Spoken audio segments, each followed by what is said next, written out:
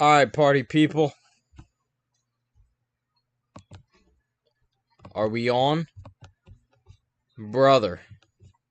Brother, technology, man. You would think when you hit the start streaming button that the thing will go live, but then you get down to business and it doesn't do what you want it to do. Like, bro, I work in tech. This is like what I do for a living, and I'm too stupid to figure it out. So, lol. Oh well, we'll get them next time. Is my computer still glitching? That was another issue. It was glitching, so I could be moving around, and then the webcam would be like glitching back and forth. But it looks like that's done now. It looks like we're good. All right, fellas. Well, welcome back to the whatever the hell this is. This is a thing that I do on this channel now, where I react to games live as they happen. Today, from what's the name of the arena? Canadian Tire Center, I think. Unless they change it. Today from Canadian Tire Center, we have the Ottawa Senators against the Philadelphia Flyers. The place where Ottawa's capital is, and there's Brad Marchand crying again. Haven't seen that in a while. Wow. Um, and then the birthplace of the nation south of Canada, which would be a dumpster fire right now, to say the least. But we're here, so it is what it is, and yeah, we're gonna live stream this game, and for maybe 3 hours, forget that Silicon Valley is taking everybody's jobs. Yeah, that's kind of what's happening right now in the world. So yeah, pretty fun. Not mine. I still work right now. It's pretty cool. I do this for a living, if you can believe it. I've gotten through 3 minutes of the stream, and the Senators haven't scored yet, so I guess that's a good thing. Game hasn't started yet, but you never know.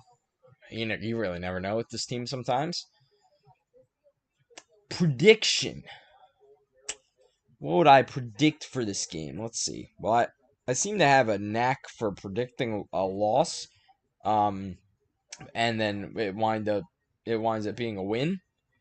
But that usually only occurs in the vlogs, man. This is a live stream. I think in the first live stream I said Panthers were gonna win, and they did in fact win that first game. If you see some flickering, by the way, I have a light bulb going out, and I'm too lazy to fix it. So we'll get there. We'll get there another day. It still works, which is all that really matters, man. We'll when it goes out completely, I'll fix it. But this is not a professional production. This is just I don't even know what you would categorize this channel anymore. I can't even finish that sentence, man. And women. There might be women watching this. Nah, no. Yeah, no, probably not. Oh well. Actually, there's nobody watching right now. That's okay. We had 2 viewers. We'll get back up there. We got to like 15 on the first one at least. I think we had like 40 some total viewers on the first one, which why? But okay. Thank you for your viewership. This program was brought to you by viewers like you. You're welcome. Goodbye. As I have been known to say in the past. Actually, this program is brought to you by brain rot. I don't know, man. I've been up since 6 a.m. We're gonna watch this game. Okay, let me give you my prediction for this one. I think the Senators are gonna lead after the first period. I think the Flyers are going to shock everybody and score some second period goals. The Senators are going to tie it. It's going to be a high-scoring game. It's going to go to overtime at 4-4. And the Flyers are going to win in overtime.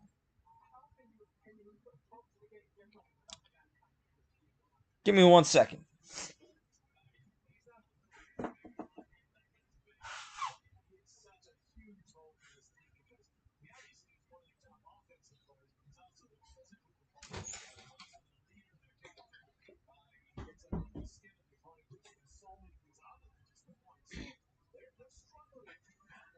All right, so 5-4 Flyers in overtime. That's my prediction. 5-4 Flyers in overtime.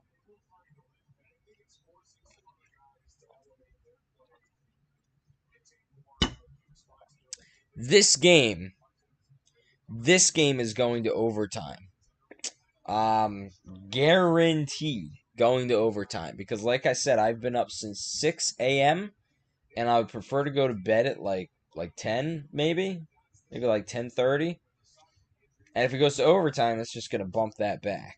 It is what it is. This game is gonna end at 10, and after that 9 goal game that we're gonna get tonight, that ends in overtime. It's kind of tough to go to sleep right after that. So yeah, that's how this is gonna go.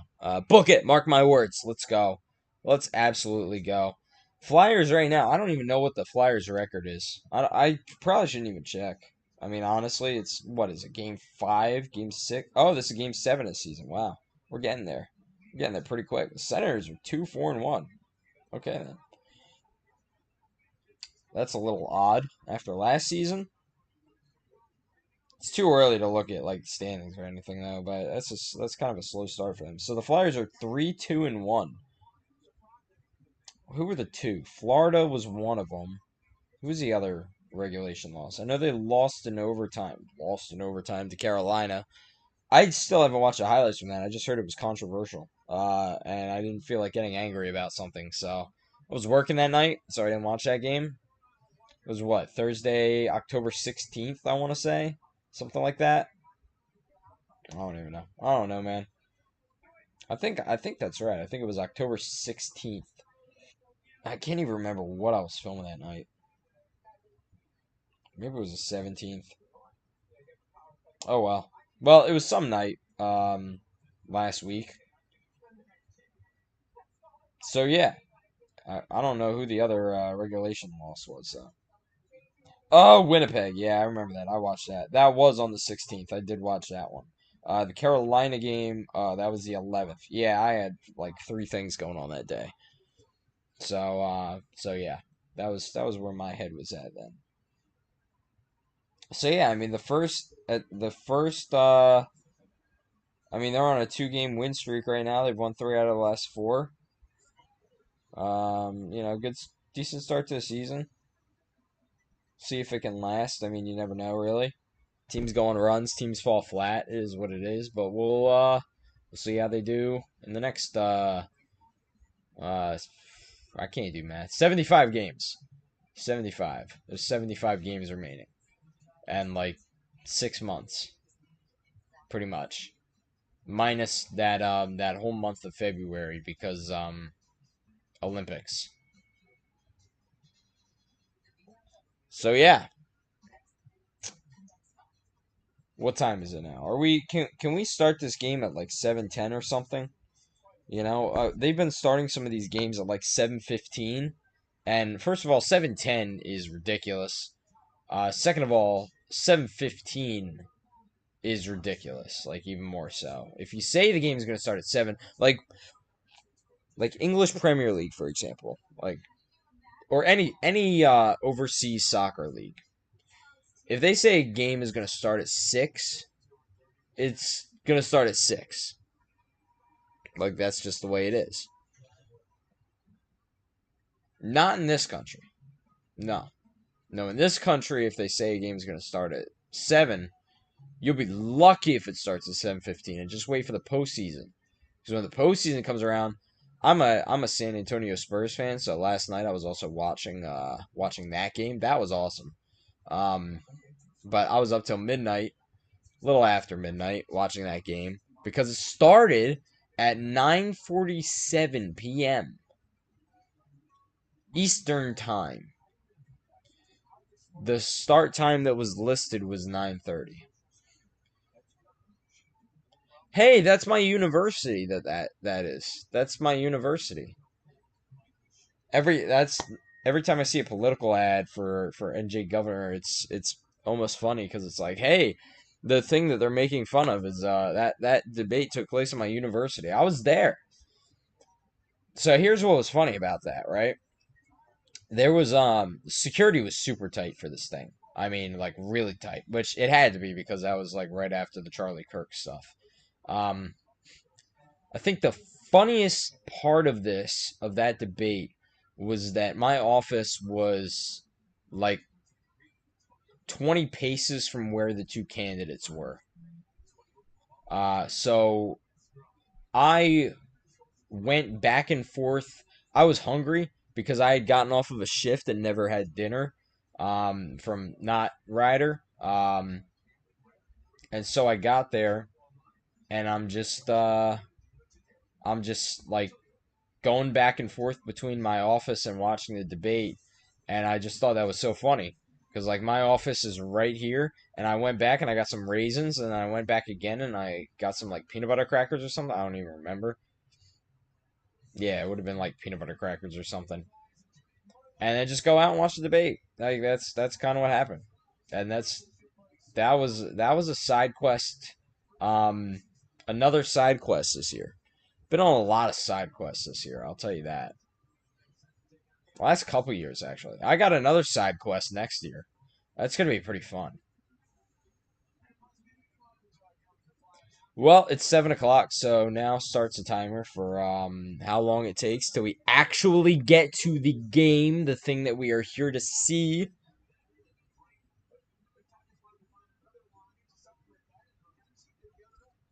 I wonder who's in the starting lineup tonight. I heard they mixed it up a little bit for the last game, but I don't think I was able to watch the last game. I think the last game was what, Tuesday night? And I was working on Tuesday night, so. Oh, I was wrong. Was it Monday night? Oh yeah, I did watch it. It was a cracking game on Monday night. But I was kind of going back and forth between that and the game 7 of the ALCS. I was actually gonna go to that game. I had tickets to that game, but then I wanted to do something else and I wanted to watch the ALCS. And so I exchanged that ticket for one next week. So you're gonna get two Flyers vlogs in 2 days next week on this channel. And then after that, so the second one is October 30th. And then my next Flyers game after October 30th is November 2nd. So basically, there's probably going to be a vlog the night of the 28th if I'm awake enough to edit. The night of the 30th. And what time is... Oh, this is a 7 o'clock game on Sunday the 2nd. I was hoping it'd be a little earlier, actually, but oh well. 7 o'clock, we'll make it do. There will be a vlog that night or the next one. Probably that night, because I'm not going to have any time to edit the next day. And then it's November, man. Where does the time go? At least, so here's the thing, right? Nobody cares, but I'm going to tell it anyway, because it's my live stream and you're here. So here's the thing, right? When my bedroom gets too hot over the summer, I sleep down here because it's either that or put a room air conditioner in, and that's too loud for me. And this is cool enough, and the room already exists, so it's free for everybody. So last year, I was sleeping down here on November 7th. That's how hot it was. Remember, like this time last year, it was in the 80s. It was in the 80s and 90s in New Jersey. It is not going to get higher than 63 between now and November. And in November, it's not going to get higher than 62. And it's going to rain a lot, which is also different from last year. Remember, we went like the longest stretch in the state's history without rain last year. Like in October and late September. There were forest fires and stuff. It was not a good time. It really wasn't. This year seems to be a little bit better. This year it seems like the Hurricanes, not the team, but the thing, the thing that the storm that comes in and wind and rain and all that thing. There haven't been many of them this year. No, I'm not showing gameplay. That would be a copyright violation, so I apologize for that. Um, but I'll update my score bug in the corner, and I'll react to the game, and that's it. Which is kind of boring, not gonna lie, but yeah. Unfortunately, that's all I got. I can keep the volume up in the background. That's about it.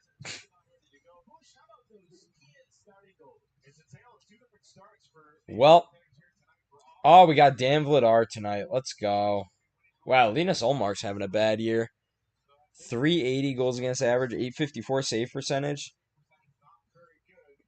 Sam Merson? Is that you? Watch this be like a 2-1 game after all. My prediction, I'm going to stick with it. My prediction is 5-4 Flyers in overtime. I can't tell you who's going to hit the winner because that's a little too much for me. I'm not that smart. Plus, I don't want you betting on it. Don't go and bet on the overtime game winner, okay? Because there's such a low percentage chance that you get it right.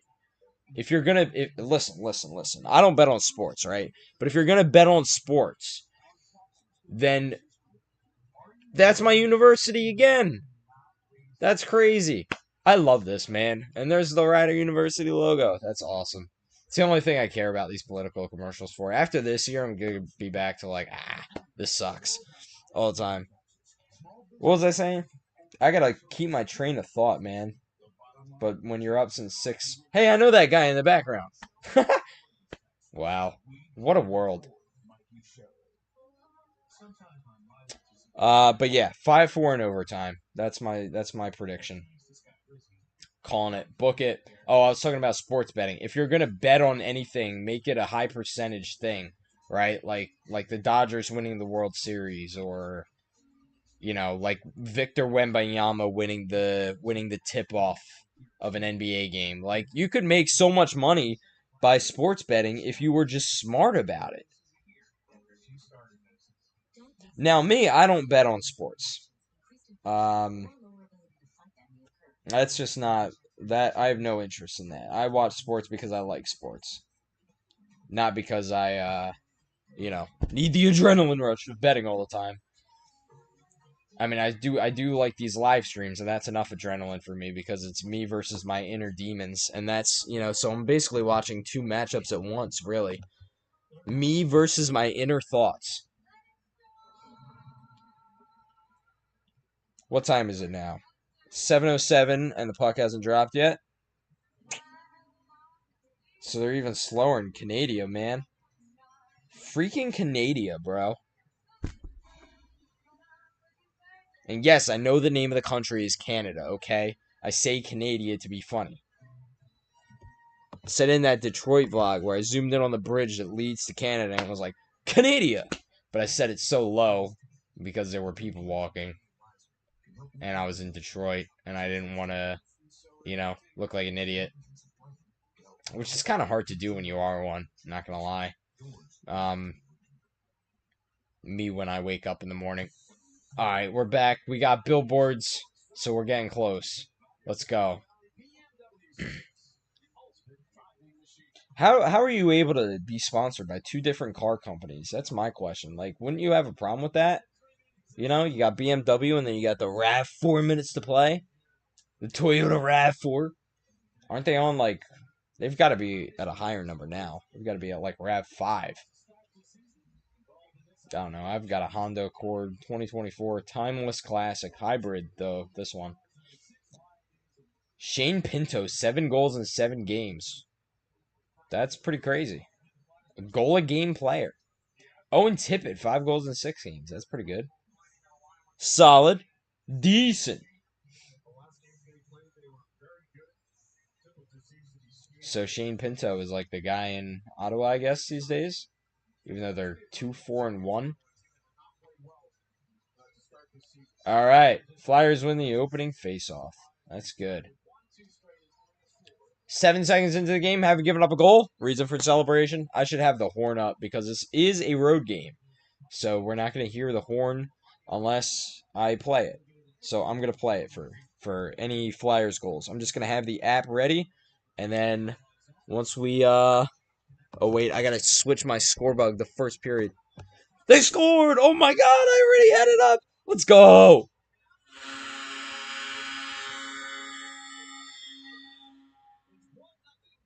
Let's go. 29 seconds in. I couldn't even get this thing to say first period. And we already got a goal. Let's see. How did that? So it was.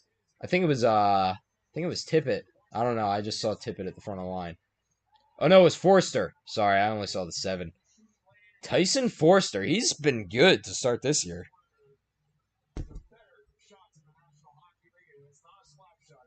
Well, it's 1-0 Flyers, so good start.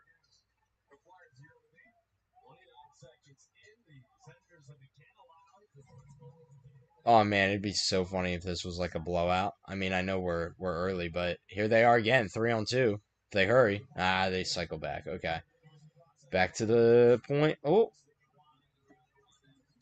Cates was in the right spot there. He was right in front of the net. This Brink and Cates and Forster line is like I was a little skeptical last year, and that became like the de facto first line on a team that was horrible. But they're actually like playing pretty good this year. Oh, they've got Sealer with Drysdale now. That's interesting. And that's the second pair. Huh. Guess they're trying to space out good defense. It's unfortunate Sealer's not younger. I mean, he could be a really good defenseman for a long time regardless, but took him a while to actually get to like regular playing time in the NHL. Well, Flyers lead 1-0 early. Let's go. Absolute W. And hopefully at the end of the night we can say the same thing. Absolute W. Just hope they just keep on winning. Oh, that's funny. One of the on ice sponsors for the Ottawa Senators is this company called Ross. Now, I had a vlog the other day where I showed you some of Ross's products. It was the broadcast producer vlog because I that's what I work with at Ryder. Sanheim shot. All right. We're getting shots on goal and actual goals too. There's Nikita Gorbenkin. That's gonna be so funny when he winds up like a 20 goal scorer and Scott Lawton's like retired or something. Like, much respect to Scott Lawton, but wholly overpaid for the Maple Leafs. All that for a second round exit. And blowouts in games 5 and 7.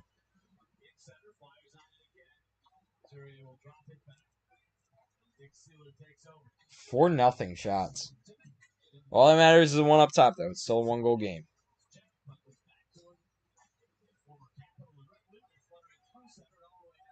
No, not icing. Amadio got in there first. Uh-oh. All right. Yeah, seeing eye shot. So that was an easy save for Vladar. First shot on goal for Ottawa.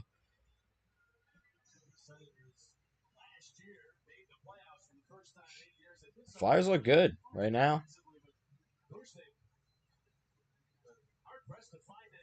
Hopefully it stays that way. Is that a Stanley Cup patch on that backup goalie's hat? Ottawa hasn't won the Stanley Cup. What are we doing? There's no way. There's no way. Well, he's wearing a. I was gonna say the only thing that would make sense for that is like, oh, he's wearing a Florida Panthers hat, but he's the Ottawa goalie. So what? Maybe I'm just having a fever dream. Who knows? Oof, York just got clobbered.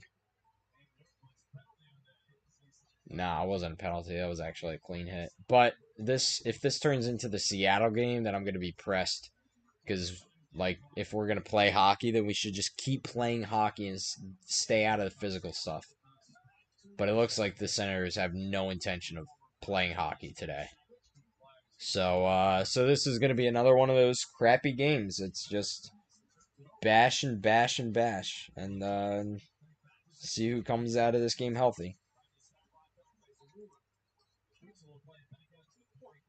Now the Senators are getting some offensive zone pressure. That's not very good. We don't like that.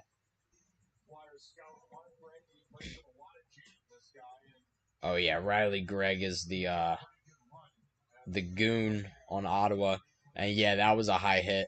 That was totally a high hit. It was right. It was at least this high. Yeah, that could have been either cross checking or high sticking, but it wasn't called either. Oh boy.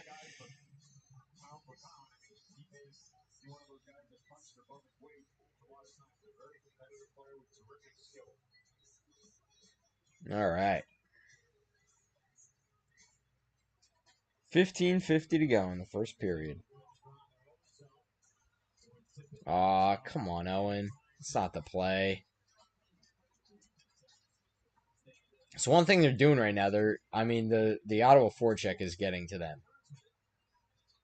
Like in their there it is again. In their own defensive zone.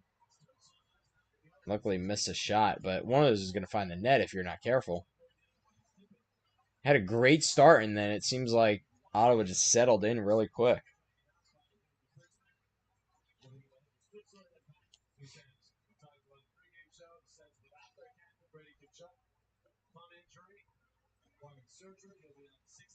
Feels like the Senators have had most of the puck the last 2.5 minutes or so.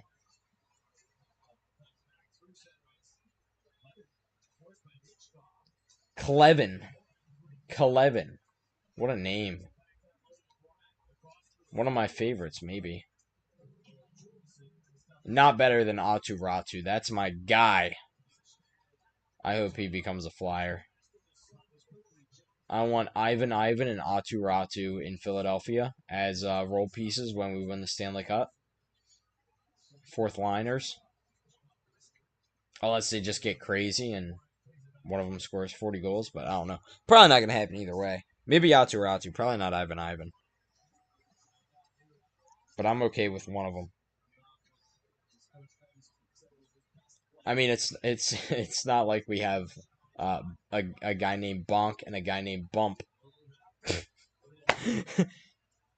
we need more names. Bump and Bonk. That's what you're going to be hearing a lot of when the Flyers get Porter Martone on an ELC. That was offside. Yep.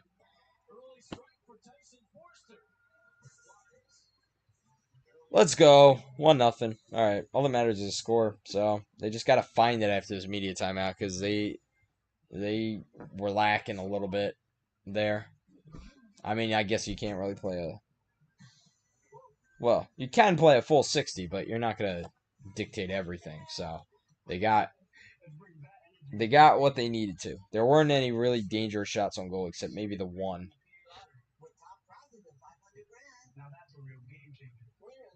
The other games on tonight, we got Blackhawks and Lightning. Blackhawks are beating the Lightning 1-0. Bruins are beating the Ducks 1-0. Both of those games, they're both in the first, but the Bruins and Ducks just started. Penguins and Panthers 0-0. Red Wings and Islanders 1-0. Sharks and Rangers. Islanders are winning 1-0. Sharks are beating the Rangers 1-0 as well. And then later on, we got the I don't know if I'm allowed to say it, that Utah team, the team that they might be getting sued for their second name that they picked, their second choice name. So I don't know if I'm allowed to say that on stream. I don't want to get copyright strike, so I'm gonna call them Utah Hockey Club, I guess. You know, the old name, good old name. They're playing the Blues. Canucks are playing the Predators. Kraken are playing the Jets. Kings and Stars, that's a good one. Canes and Avalanche. I hear that is Brent Burns. I did not just say Brett. Brent Burns, his 1500th game. And I also hear that both teams are wearing their original franchise jersey. So the Hurricanes are wearing the Hartford Whalers, which are known to do from time to time. The Avalanche are wearing their Quebec Nordiques, which they're known to do from time to time as well, but not maybe as much. And then you got Canadians and Oilers, Battle of Canada. But that Hurricanes Avalanche, that'll be a good one. 5-1-0. That's what Carolina is. And the Avalanche haven't had an overtime loss. 5-0-2. All right, way to get a stick on that. Well, we're back to the Flyers. Flyers game's back.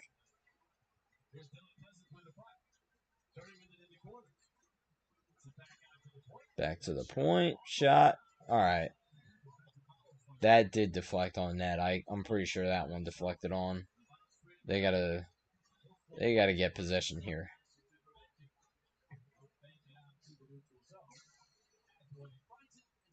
How do you score in the first 29 seconds and you're playing on your heels for the next, like, 7 minutes?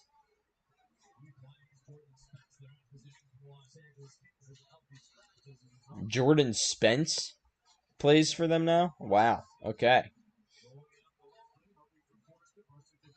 I wonder if the Kings are ever going to get past the first round again. Pretty sure Kings fans probably feel the same. I might even consider if I'm a Kings fan and they're matched up against the Oilers again. I mean, I might just consider just giving up and watching baseball, honestly. I mean, I think I'd rather watch a Dodgers game in early April than watch my team get eliminated for the 5th year in a row by the same team that it's always been. What's funny is that those series also, they're not blowouts. The Kings and Oilers series. Wow, Dan Vladar. 2 or fewer goals allowed in consecutive games all time for the Flyers. He's at 4. So he's already tied for second on that list. With a lot of names, but still. But yeah, like, if you're an LA Kings fan and you're matched up against the Oilers again, I don't know. I don't know if I'm watching that. Maybe the Kings even just missed the playoffs this year. Who knows? I hope not. I mean, if it's going to be Kopitar's last year, then hopefully they at least get to the second round. I was 14 years old the last time the LA Kings won a playoff series. Last time the LA Kings won a playoff series, it was 12:32. Ah, freaking Senators just scored. I kind of saw that coming. I mean, yeah, Tocchet's pissed. I mean, he should be. Like, they had a 4-0 shot advantage in the first 2 minutes, and now the Senators have been out shooting them 6-0 since, and now they finally just got a goal. Like,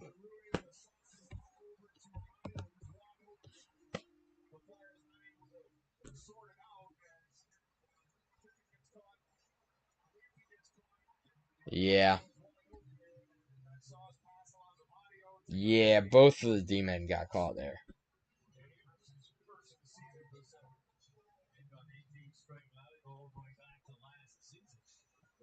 Well, that sucks.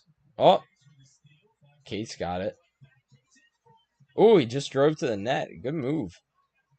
Is this a ploy to get momentum back? Can we get some shots on goal? That was not a trip. Oh, that was not a trip.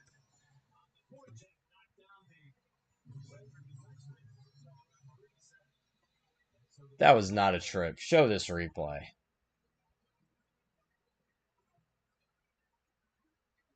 Ah, so it's going to be one of those games.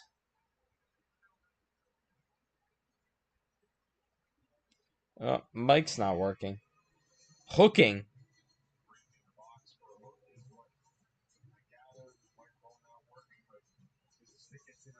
Oh, okay. Hooking, yes. Okay.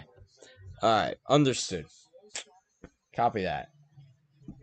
But man, like, they were dominating this game. The Senators did not come. They came out so cold. They were not ready to play this game. And then about 3 minutes in, they realized, oh crap, there's a hockey game going on, and we're actually playing in it. And then got the next 6 shots, and probably several more now.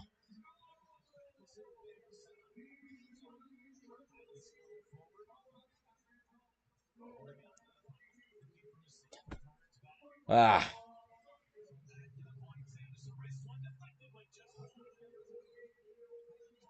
Get it out. There we go. Ooh. Christian Dvorak got a shot on shorthanded. There we go.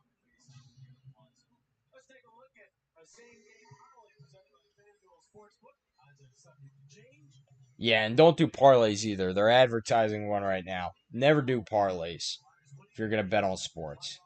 Those are FanDuel and DraftKings and all those sports betting companies.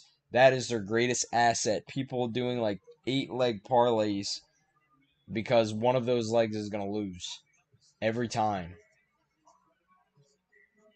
And people will say afterwards, "Oh, but if it hit," like, yeah, and if its and butts were candy and nuts, then I'd need a bigger freaking bag.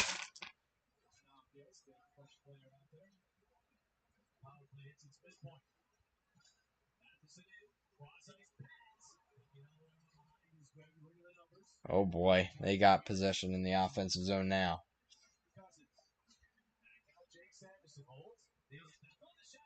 Ooh, good save. Vladar's really good at going from post to post. That's the one thing. Like, Vladar is the antithesis of Sam Erson because he just stays in net. He doesn't try to make these miraculous saves. He's a lot better at holding the puck. Like, there are a couple of bad rebounds he's given up so far this season, but not many. He hasn't made many mistakes like that. Well, legend has it that Dan Vladar is good for maybe giving up one more goal at most, and then, so we just need 2 more goals. Well, we killed that off, so yay for the penalty kill. Can we get some momentum out of that, please? Get a shot on goal before the media timeout. I feel like Dvorak has been everywhere in this game so far. He's playing with Zegras, and who's that? Can't even see the number. Oh, is that Michkov? Yeah, it's Michkov. Michkov. I keep on saying Michkov. I gotta stop doing that. Been saying it for years. Ooh.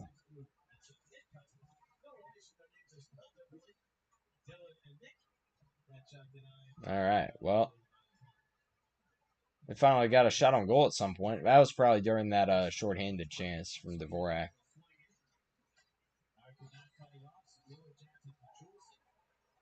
Ooh! Senator ran into Vladar. That's going to be a penalty. Yeah, you better stick up for your goalie, man. Hopefully he's alright. Looks like he's alright. What happened there? Oh, he just ran into him. Oh, he did stick up for his teammate. Zamula dragged the guy down to the ice. Nick Cousins. I think that's Nick Cousins, I would assume, right? Unless he's got a brother. Yeah, Nick Cousins.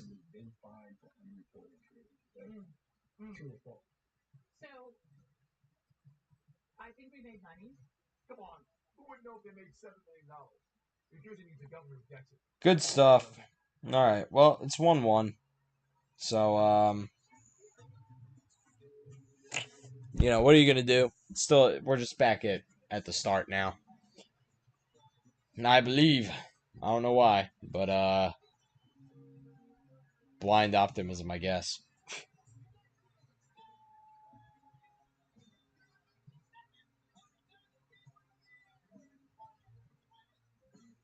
Yeah, I'm not going to the Saturday game. I got work on Saturday. That Islanders game. So, I feel like this is a really light month for the Flyers. Like, they're not playing. I don't think they're playing any back-to-backs. I mean, they are at the start of November. No, they're not playing any back-to-backs. So they've got the game today. They've got a game on Saturday. They've got 2 straight days off, which is a luxury. And then a game, a day off, a game, a day off, and then a back-to-back. And then it gets really heavy. Because then they've got a stretch where it seems like they have, I don't know, like 8 games in 10 days or something. Or like, let me see. Can't do math. Like 8 games in 12 days.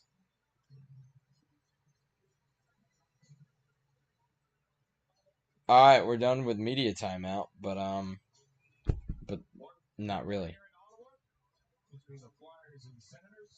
Okay, are we back?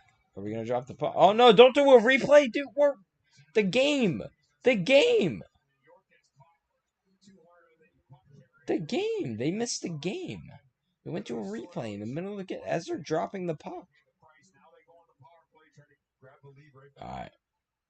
And the Flyers are going on the Pico power play. I'm horrible at that, man. I'm not being a PA. I'm calling a game on Wednesday for our website, gobronx.com. That'll be fun.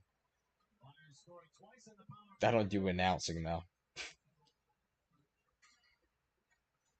It's not a particular interest of mine. Can't be yourself when you're announcing, and I'm a dumbass, so something you can't say on air is I'm a dumbass. I know that. Oh, nice save. Alright. 82-mile-an-hour shot. But that was from the point, so that was kind of dumb. I think he was just hoping for a deflection there. Where's Tyson Forster at? Is he... Bring my boy Forster out. He's been good on the power play.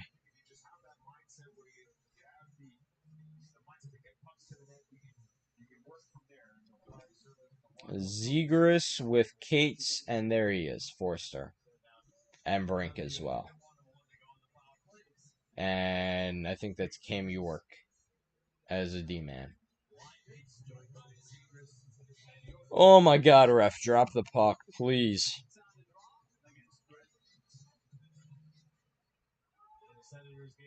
Ah, he gained control and our guy lost his stick. I think that was Cates.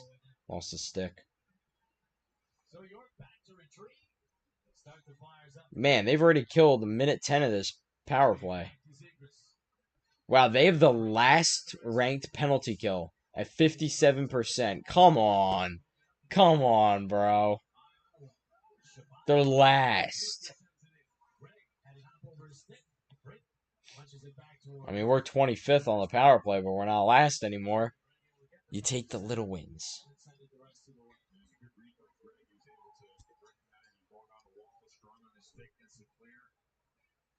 Yeah, they've killed this.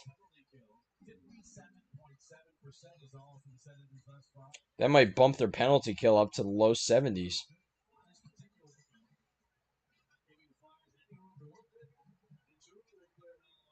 Man, that's ridiculous.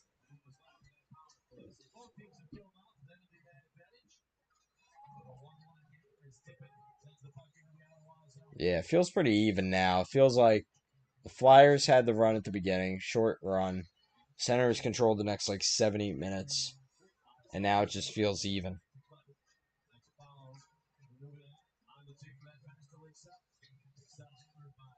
We're well on the way to a Flyers 5-4 overtime victory. That was a mistake. The team does make too many mistakes sometimes. I mean, I guess, part of being a young team. Ooh, that was a good play. Was that saved, or did that just go wide? It was so quick I couldn't even see.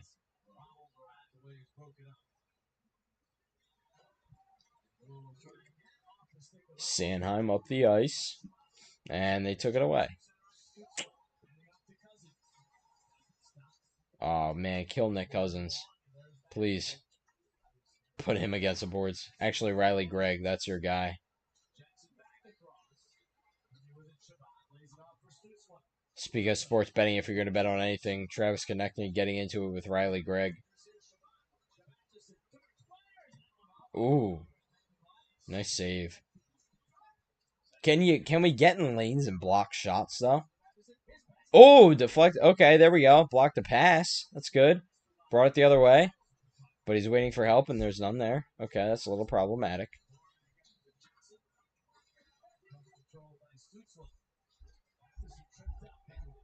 Come on. Michkov takes too many penalties. And not even good ones.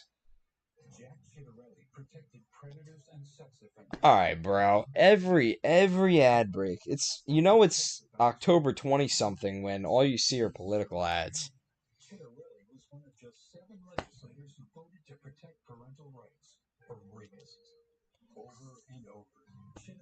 If you believe these commercials, man, any of them,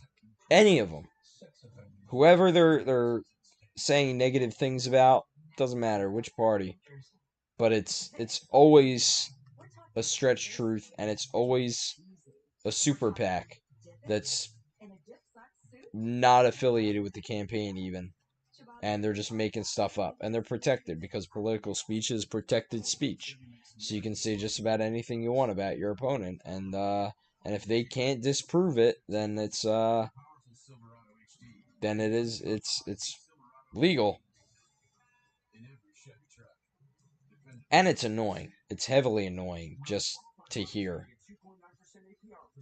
I'm trying to watch hockey, man. I'm not trying to think about how the world is dying.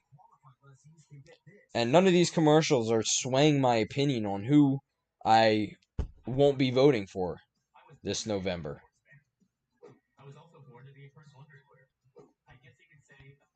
I hate to get political, man, but the only politician that I support is Ziltoid the Omniscient. Yeah, that's about it. That's who I'm writing in for governor. Ziltoid the Omniscient. It's my guy. Fourth dimensional guitar hero. What more could you want in a governor? Single-handedly saved planet Earth, along with the Herman the Planet Smasher, actually, so not single-handedly, but a little help from his furball friend. What's he talking about? You had to be there, bro. You just had to be there. Still one of my favorite, two of my favorite albums of all time. Just because of the sheer ridiculousness of those albums. And I love that. I love them. Is that Lars Eller? Wow, I think that is Lars Eller. I shut off everything in July, so when I see players on a team that I'm not used to, oh, there was Giroux with a shot.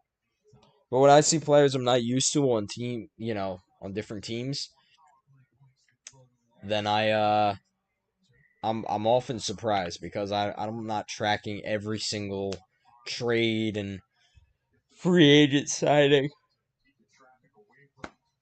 Like, yeah, I'm just sitting here watching where Lars Eller is gonna go. On the edge of my seat here as a Philadelphia Flyers fan. Ooh, that was a good pass and great save.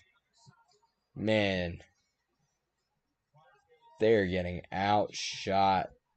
11-1 since like 17 minutes left in the period. So last like 14 minutes. Nice block. That obviously stung. I think I stung a couple of them. Ooh, got the stick in the lane. There we go. Get in there. Break up passes. They're also blocking shots now. They weren't doing that early in the game. Everything was getting on net. Oh, he lost the puck. There we go. There it is. There it is. Toyota RAV4. What do you think BMW would say about that?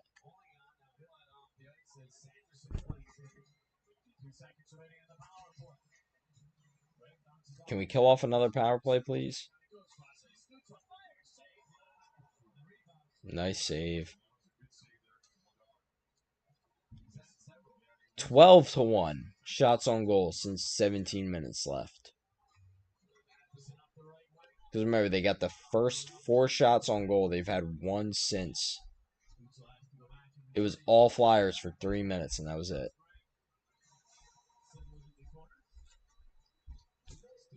So this has been a kind of a weird period.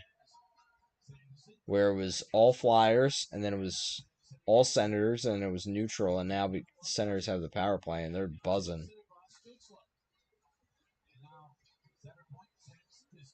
Man, they're allergic to shooting. They killed off the power play, if for nothing else. There we go. Releases him from the box. Matvei Michkov. Head fake. What? Are you kidding me? I thought he had him. But Olmark was moving left to right, or right to left, along with him.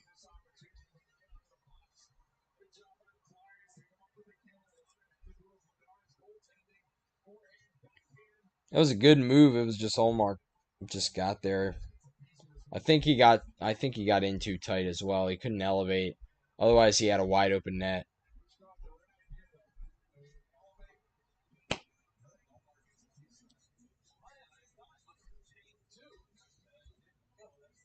Well, still 1-1.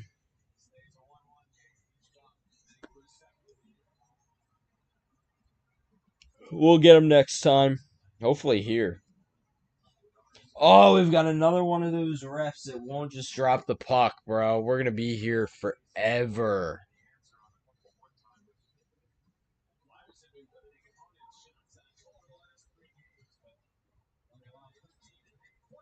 Oh my god, man. Another shot on goal. Alright, there we go. Broke up the pass. 3-on-2. Right side. Here we go. He's got a step. Is that in? That's in! There's no way that's not in! And now there's a scrum. That's in. That's so in. That I'm almost certain that crossed the line.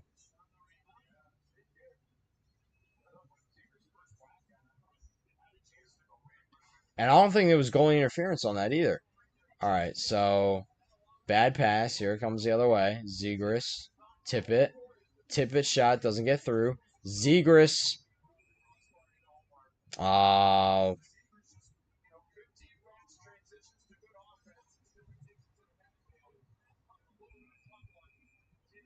you know what? It might have even been goalie interference. They might have called it back, even if it wasn't, because he hit him in the skate.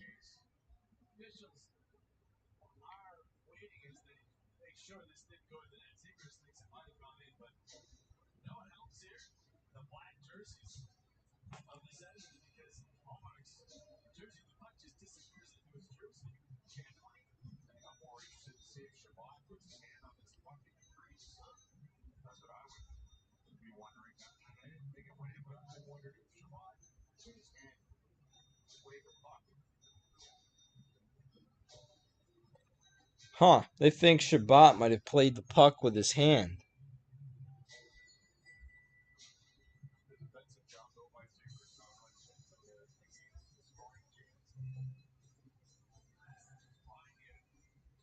Is that what they're looking at? They might be, because that'd be a penalty shot, right?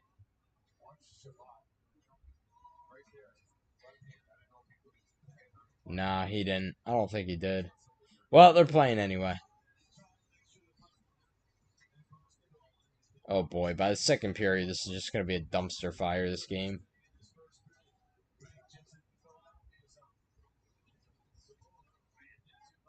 It's just going to be fighting all the time. That's where we're at. We're already in the scrum phase of this game.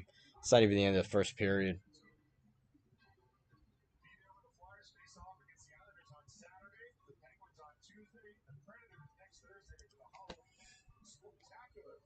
Oh yeah, Halloween Spooktacular.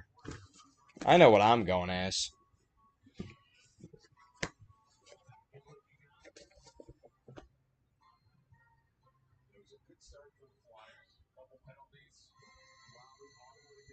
I am going as Carl Carlson to the Halloween Spooktacular. I'm gonna watch the rest of this period through the nostrils. What is there? A minute 53 left. If there's a goal, somebody tell me because I can't see anything out of this thing, like at all. I don't even know where I'm supposed. Am I supposed to see the This is wild. That probably looks so wild. All right. Well, somebody has the puck somewhere. I can't hear anything either because I got an echo chamber in here. All right. I think that's enough of this. Ugh. Not every day you see a Flyers fan wearing a horse head on a live stream while watching the game. Only at Man Cave Studios. Welcome to the show. But yeah, this is my thing. This is my Halloween costume this year. We have budget cuts around here. We need to settle down a little bit. I haven't had a Halloween costume I think in like 10 years, so now's not the time to start.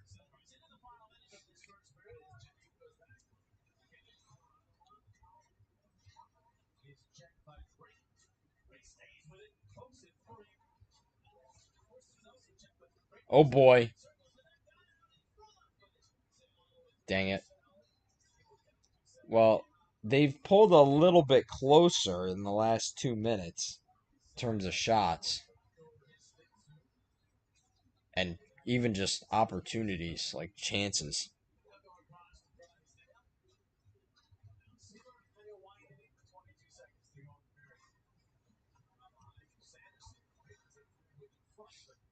All right. What am I going to react to now? That's a problem with hockey intermission. There's 18 minutes, so I got 18 minutes to fill here.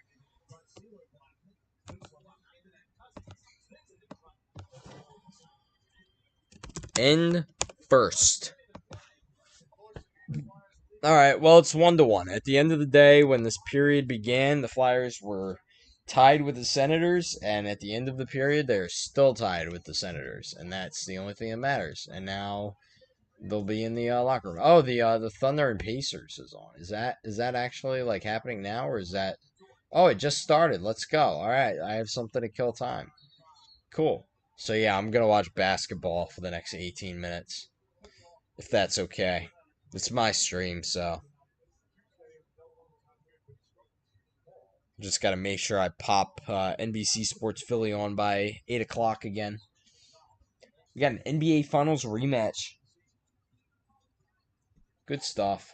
I think Oklahoma City is gonna win this one though. He traveled. I was watching the Spurs and Mavericks last night. That was a fun game as a Spurs fan. You know what's funny? Growing up, I was a big basketball fan. That was my number one, and I'm talking like from the time I was maybe 9 or 10 to like the time I was maybe 15 or 16. That was like my number one sport. Um, and then I got away from it after the second NBA final between Cleveland and Golden State. And I was glad I did because then there were two more of that same matchup for 2 years, and I had no interest in that at all in either team. And it seemed almost robotic. Like, oh, we have to pretend like there's even a chance that 14 other teams from each conference have a chance. Now, with the NHL and the salary cap rules that have caught up to the league, now that Florida teams are successful, the problem is that you know who the Eastern Conference champions are going to be every year. And we know that Vegas is coming out of the West this year. So let's fast forward to June and just play the Stanley Cup final already. Florida Panthers, Vegas Golden Knights. That's who it's going to be. Might be an entertaining series, maybe. I don't know. But there's no. Like, who's going to contest? Colorado, maybe? That's about it. I won't give the benefit of the doubt to Edmonton again. They're not making the final 3 years in a row. You're only making the final 3 years in a row if your state's tax laws allow you to just pick up players, willy nilly. But it's funny because like the NHL for me, when I was growing up, that used to be the competitive balance league. Like it was different teams every year, except that one year that it was the Penguins twice in a row. Um, but aside from that, like you had different finalists every year. You had a different champion almost every year. Like again, except for 2016 to 17. But before that, the last repeat champion, who would that have been? I don't even know who that would have been. It wasn't the Blackhawks.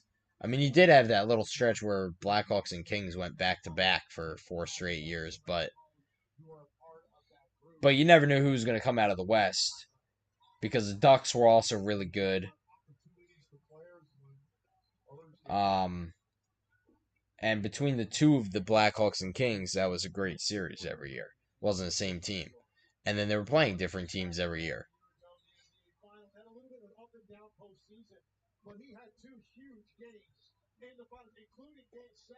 Now the NBA, who had the same teams in the final for 4 straight years, has had 7 different champions in 7 years.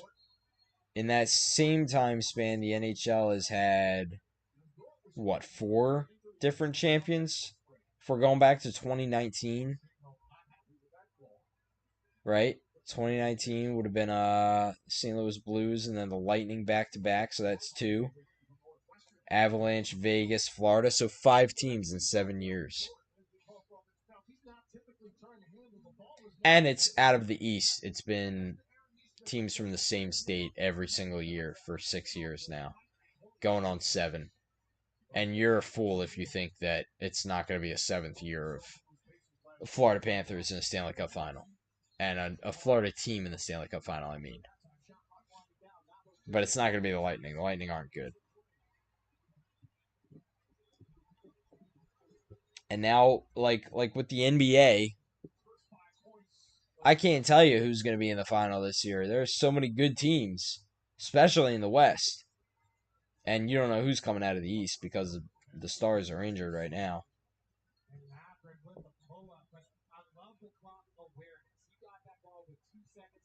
So yeah, that's where we're at. Somehow the NBA has become more entertaining than the NHL on a competitive basis. Not in terms of the sport. I still think hockey is a better sport than basketball, which was the opposite growing up. I was a really big basketball fan growing up.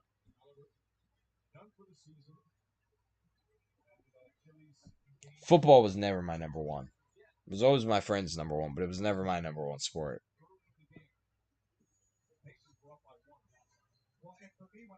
Actually, the funny thing was, I didn't watch a full season of baseball. I probably cheered for 4 different baseball teams in my life.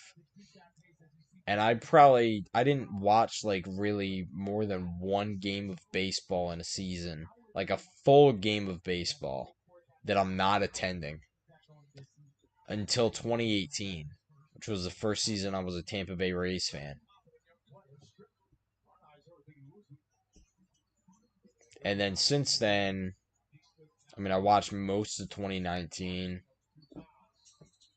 I didn't really watch in 2020 because that was after the Astros cheating scandal, and I was kind of off the MLB after that.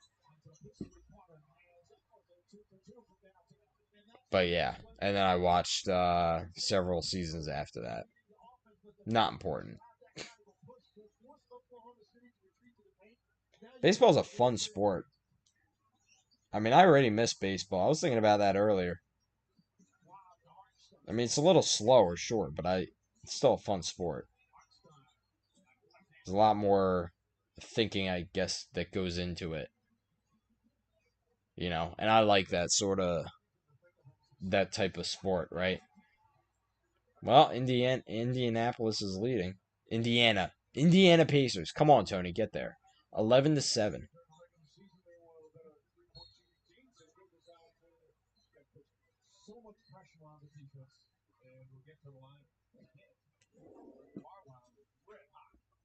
I still have my scorebook from the MLB. It's down here. Let's see if I scored whatever game would have been I don't know, like 3 months ago today. See if I can remember it. Here it is. Here's the scorebook. A good old scorebook. What would have been 3 months ago? Today's okay, so July. And I only got to here because I was pretty busy this summer, so I still got all this to go. So this is gonna be 2026. So what? July, what's today, 23rd? So July 20, I did not score July 23rd. Closest game I did. It was that Chicago White Sox series. And they lost. It was July 21st, 2025. I don't remember that one, actually. I remember being disappointed that they lost, but I don't remember watching the game. Then after that was Cincinnati. That one, it was actually the one game in that series that they won. I don't remember watching that one either. But obviously I did because I scored the damn thing. What a forgettable season.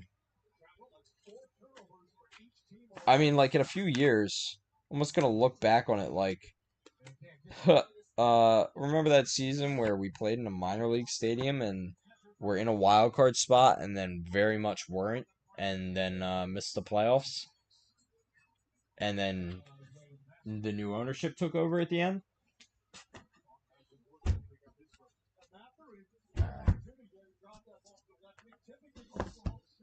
Yeah, I can't wait for baseball to come back already. I'm already done with fall weather.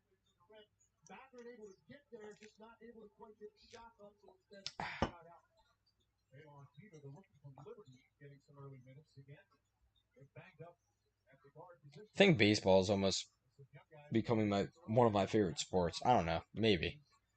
MLB is boring as hell though. Same teams in the National League every year. It's almost become, I mean, because they also have terrible financial regulations and stuff for salary cap, etc. They have a luxury tax and doesn't count deferred payment, so you can really just fudge the rules just to get a championship team together. So many leagues that what's funny is that the best leagues in the United States, like not the best leagues, the best sports in the United States are the worst run leagues. Hockey and baseball have the two worst commissioners of the big four. Yeah, I said it. Roger Goodell's a better commissioner than Rob Manfred. Not to say he's a good commissioner, but the MLB and the NHL are horrible these days.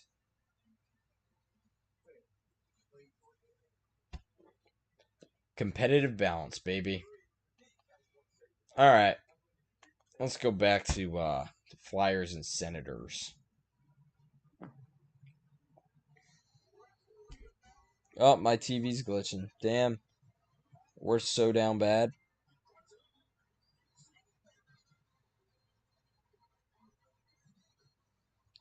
What's going on here, man? Got skipping audio.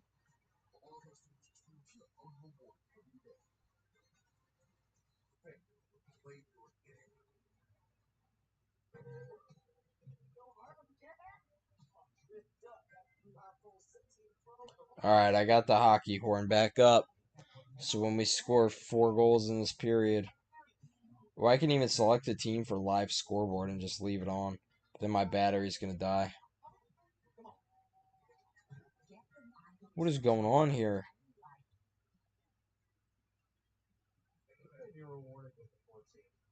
Oh, it's just NBC Sports Philly that's screwing up because I went up a channel and it was fine. Oh, now it's fine. Okay then. We're hitting this thing twice this period. Just FYI. It's going to be 3-2 after this period. That sets us up for the 4-4 at the end of the third, and then the overtime winner to make it 5-4. That'd be so funny when it happens.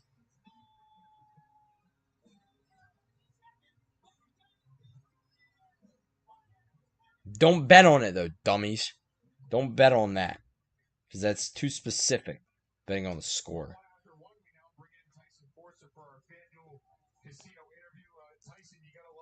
There's Tyson Forster.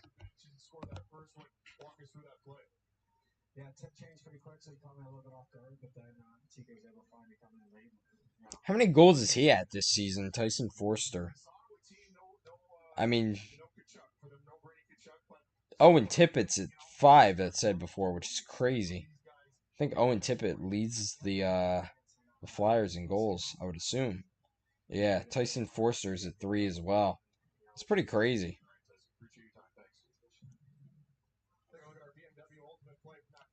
Let's see. Wow. I got some good stats for you.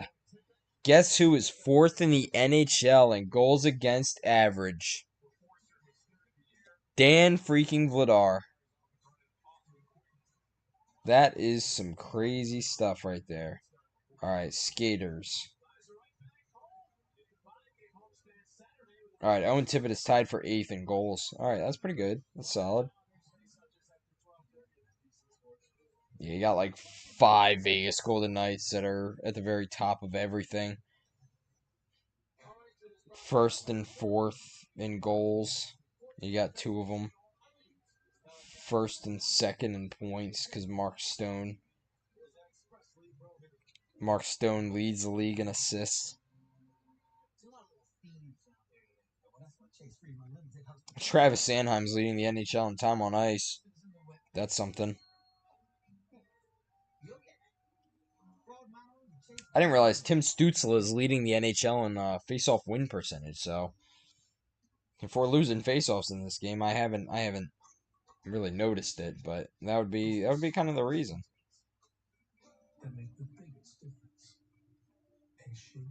What are the face-off numbers? Let's see this box score.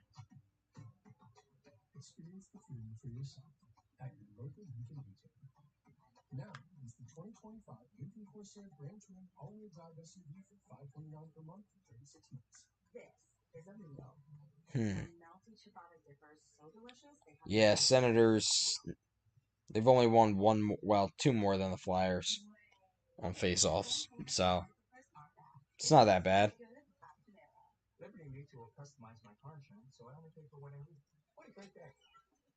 It's been pretty even in terms of hits.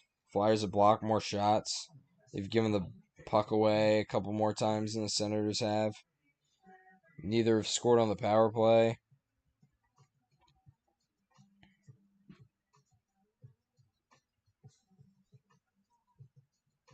And at the very least, the penalty kill is getting a little bit better numbers. Let's see, where are the Flyers at of the penalty kill these days? They were pretty bad to start the season. Tied for 10th. All right, we'll take it. We'll take tied for 10th in just about anything. Take tied for 10th in the Eastern Conference by the end of the year. Because that at least means we're not 16th.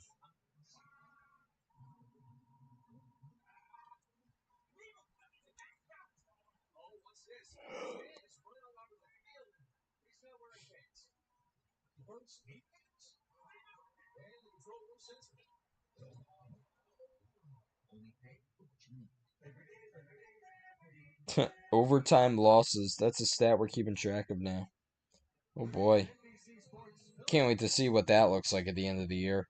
I feel like if you're at the bottom, you're the type of fan that just throws your hands up like, we're like there, bro. We're like there. And then it's like, no, you're really not, bro. Look at this. You know, you missed the playoffs because you couldn't finish the job in overtime. It's not almost there. That's score goal, dummy.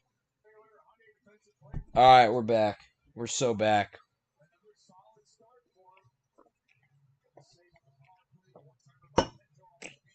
Let's go. Flyers are winning this period 2-1. This period. And then the game 5-4 in overtime. Sticking with it. Book it.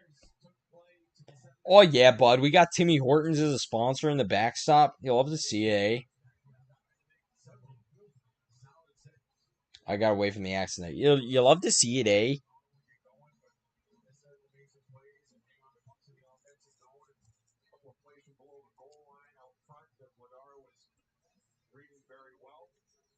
My buddies want to go to the bar, but all I wanted to do was go to Tim Hortons, eh? Canadians, man. Things like a boot and sorry. Love it. Is that cultural appropriation? I guess it can't be if they're like like less than 500 miles away from where you live and you're trying to speak the language, which actually probably is cultural appropriation. Actually, if you're trying to speak somebody's language, I'm I'm trying to learn French on Duolingo and it's impossible. It's an impossible language. I don't think I struggled this much with Italian or Spanish. All you need to know in Spanish is "sí" and Dia de los Muertos, and that's it. That's it. And all you need to know about Italian is paisano. I'm making the pizza pie.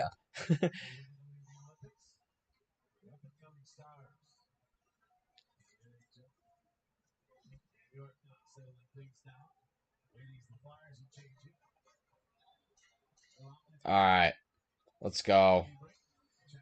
Ah, Brink had it, man. Brink got dispossessed. He shouldn't have been though. I think it was Riley Gregg too.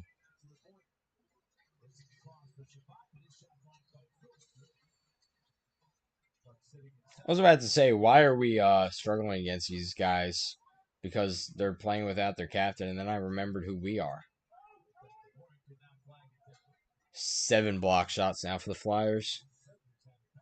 It's pretty solid anyway, you know. It's pretty crazy to think about though. They let 14 shots on goal and they have a 5 they have 5 more block shots than the Senators do.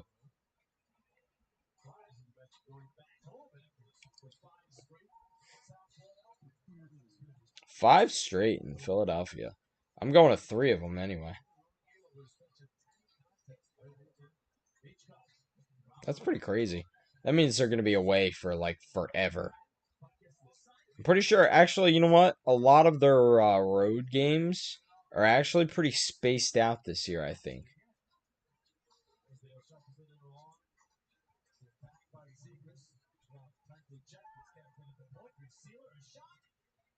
Oh, well, way to have somebody right there at the front of the net.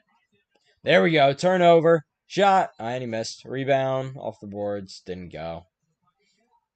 Into the corner. Back out to the point. Oh, did he keep that on? No, he did not. Damn it. Does my thing still say end first? Oh my god, bro. We're so down bad. There we go. Second period. No, not go Ottawa. Go Flyers.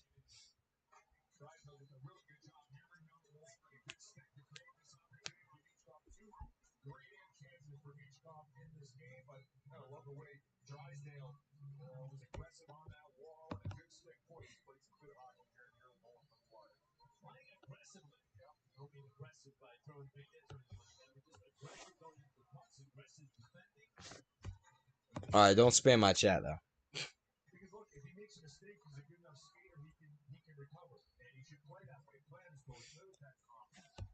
Damn. Alright.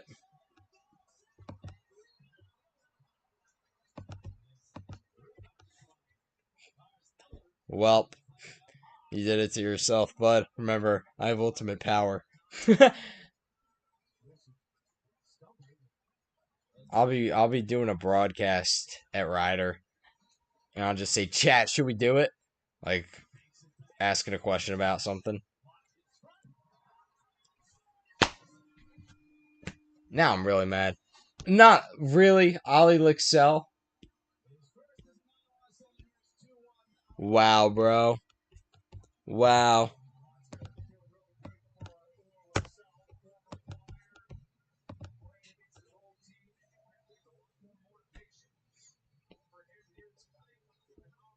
Wow.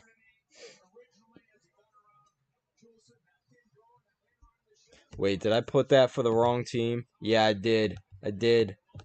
Sorry.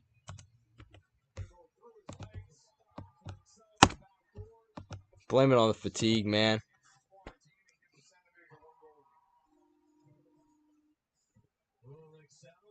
Lixell.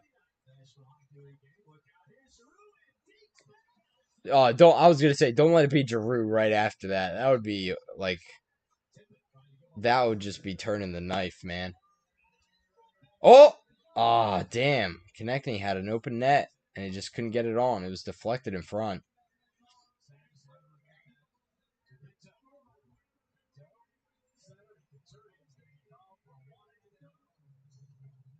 And they get a hooking penalty.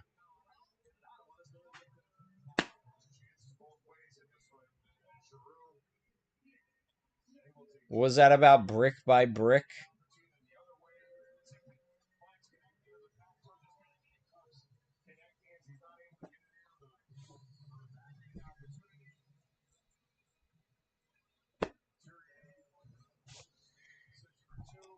I where was that? That's a hook? Sure, but you elbow a guy in the head like Sam Bennett, and that's that's acceptable. What a weird league. I'm still confused whether the NHL wants hockey or whether they want to be professional boxing and wrestling.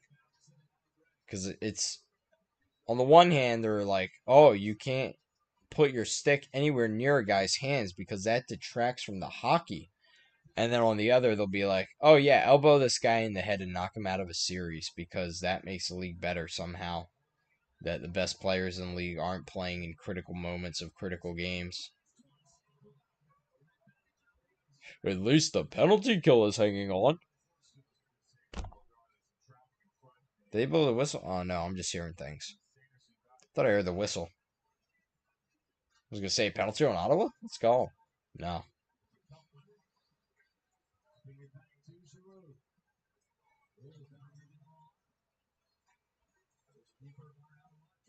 Please don't let Giroux score, man.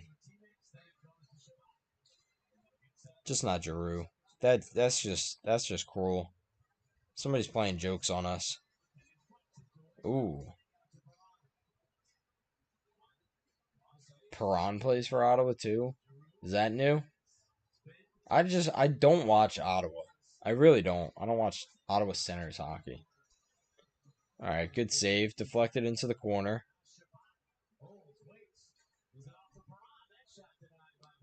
All right, got another save. Well, for nothing else, Vladar's save percentage is still at 900. It's pretty solid because he's getting shelled. He's 20 shots on goal in the first 26 minutes of this game. There's Couturier again. Oh, they got him. They got it. Why do I have to keep saying the same things about Sean Couturier? Prove me wrong. Prove me wrong. Turns the puck over at center ice.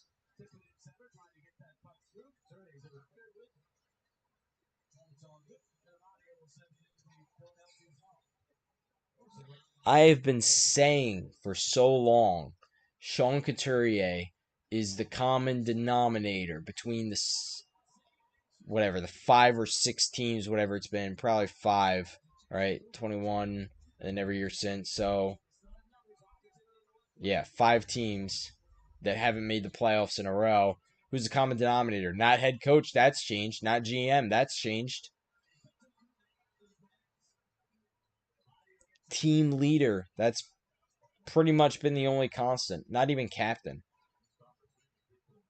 I mean, Giroux's gone, so Sean Couturier is the only guy left, really. Travis Konechny can't be the issue because he scores.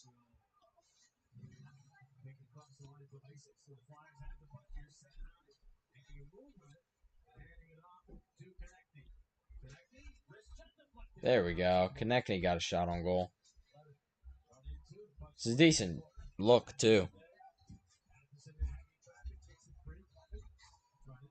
Just ran into some traffic. There we go. Can we get on the forecheck, please? Thank you. Create a turnover in their defensive end like they've been doing to us for this whole game. They didn't do that, but at least they got the puck back. Where are you going? Oh my god.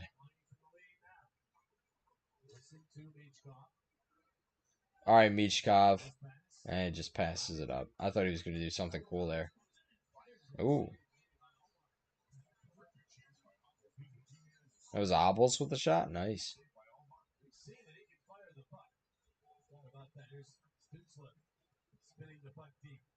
All right, well, Flyers seem to have possession right now. Like a majority possession in the last couple minutes. Better hope. They need to find the back of the net before the next media timeout. Because this is one of the rare spurts of momentum they've had in this game. Shots are 21-12. Book it. Rush. Let's go.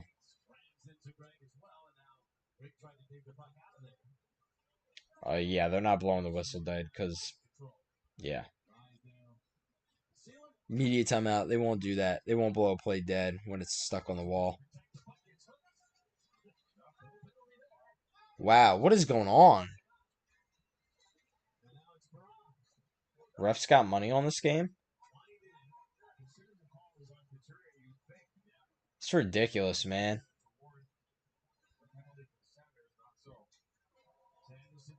Watch. That was more of a hook what Owen Tippett just did than what Sean Couturier just did.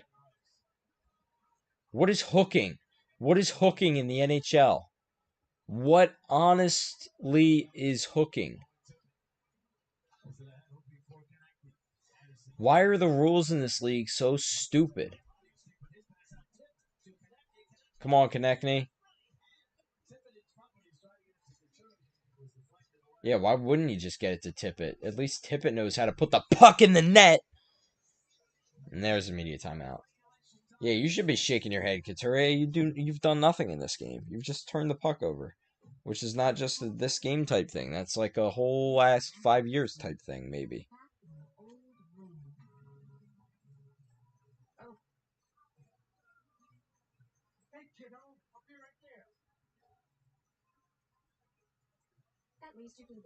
Common denominator. What have I said?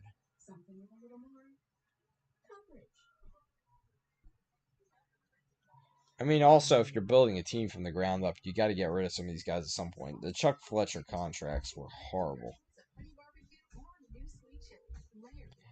But they extended Couturier, so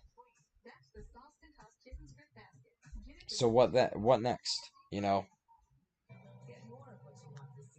you've got a guy under contract till 2030 who maybe put up 50 points last year. That might even be optimistic. Maybe 15 goals.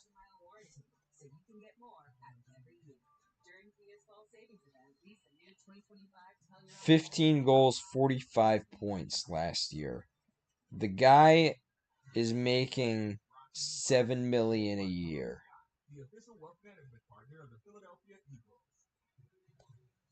I do think we have a chance to win. I think I don't know.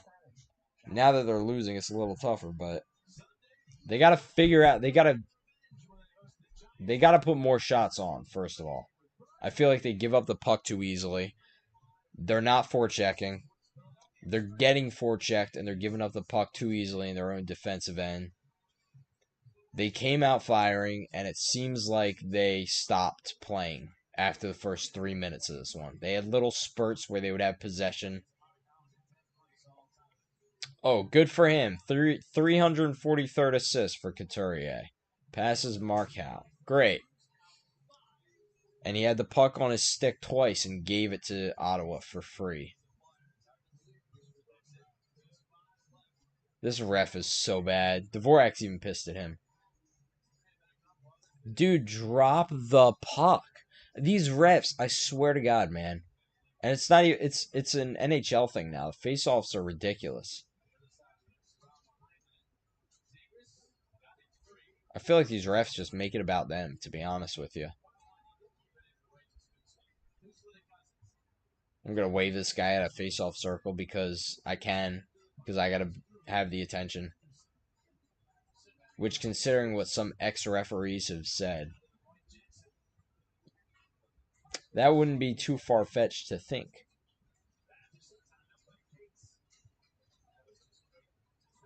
Everybody thinks of referees as like nice and impartial, but that's absolutely not true.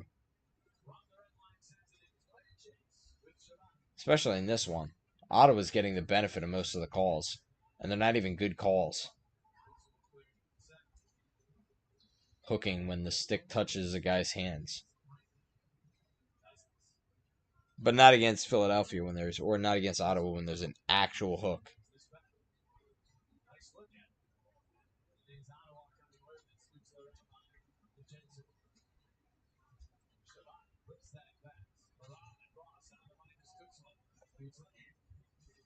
You got still 21-12 shots. Nice. It's a rush number. Not that album, I know, but that's rush anyway.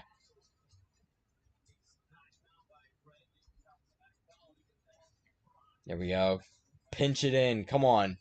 Get it deep. Just get it deep. There we go. And then stay on the forecheck. Stay on the forecheck. Well, they're changing, so now it's coming out.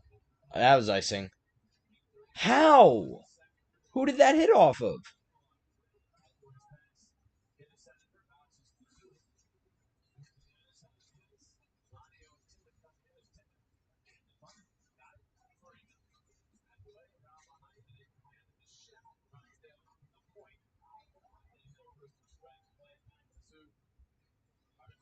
Now Senator's on the attack again.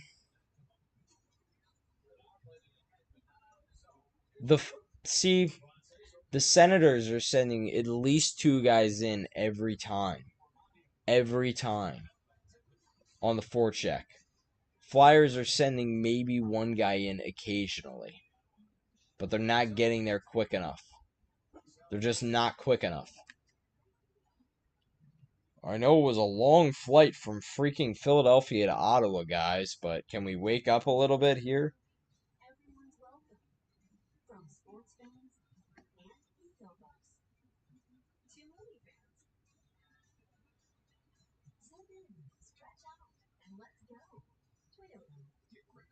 Well, at least if statistics remain the same, Vladar should be done giving up goals today. You know, as somebody who's only given up 2 goals in 4 straight games. 2 goals or less, I should say. All right, let's take a look around the NHL. The Lightning literally just scored, Ryan McDonough, but they are tied with the Blackhawks at 2. The Ducks and the Bruins are tied at 1. Penguins are beating the Panthers 2-0. I guess I don't even know what to think about that anymore. Kind of hate the Panthers right now. Islanders are beating the Red Wings 3-0. The Red Wings look like dog water this year. Sharks and Rangers are tied at 3. Rangers look like dog water this year. Mammoth. Oh, I said it. My bad. My bad. Don't copyright strike me, YouTube. I didn't mean it. The Utah team are beating the Blues 2-0. And then the Canucks Preds are tied and the Kraken Jets are tied. And the Flyers are trailing the Senators 2-1. But we know that because it's right here. Right? Did I point to the right thing? Right? No, I didn't. It's that way. Yeah.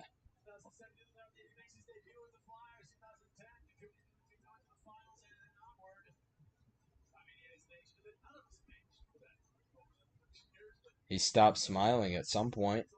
Except 2020, Giroux. Well, I guess if you stay in Philadelphia long enough, you're bound to stop smiling eventually.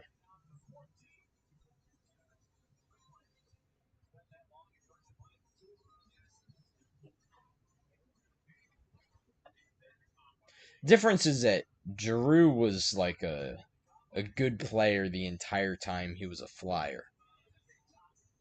Not Couturier.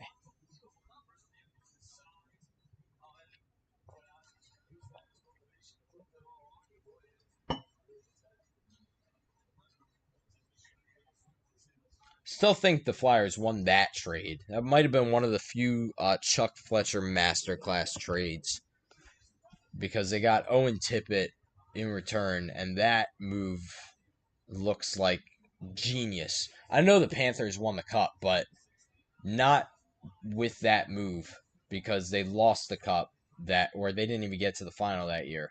That was the President's Trophy year, I think, for Florida, and they lost in the second round.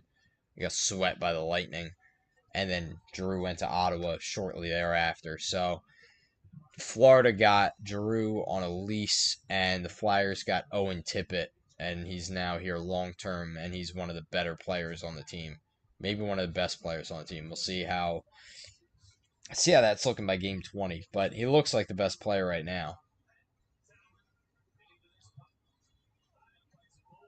There you go. Hammer him, Zamula. There we go. Play some physical hockey, I guess, because we're losing, and that's what you do when you're losing, is you just bash your opponent's face in. Way the road, I guess. That was on. There we go. Come on. Now you got 3 on the forecheck. Pinch. Get the puck. Where's the D? Okay. Well, Forster's right in the middle of the ice. That's good. They're going to get it out. Oh, no, he held it in. All right. Turn. It's right. It's on your tape. There we go. Sealer has it. Dvorak. Yeah, there you go. Play it from the point. Take the shot. Hope it deflects in. There it is. Oh, okay. All right. Good opportunity. Love it. I think that was Dvorak. Got a tip on that. Yeah, there he is. Dvorak has been everywhere in this game. Ooh, nice move. That was Brink. Nice. Now Flyers are buzzing. Let's go. Take shot by Brink, but it goes high. Forster taken down. No call. We're not getting any call. We're not getting another call in this game. Flyers are not getting a power play for the remainder of the game. And that's apparently not icing, even though that was very clearly icing. What is going on here? This is such a bad ref game. And I'm objective, man. I'll tell you when the Flyers deserve a penalty, but this is such a bad game, ref-wise. You know it's going to screw Ottawa at some point, and then the Senators fans are going to be complaining. Like, oh, it's rigged against us. Yeah, like, did you watch the first 35 minutes of this one to this point? Horrible. Horrible. There you go. Finish that check, Hathaway. And the forecheck again. Now they get the puck back. And it's still in the zone because they were on the forecheck and they kept it along the boards. Blocked the shot, though. That's okay because they got two back.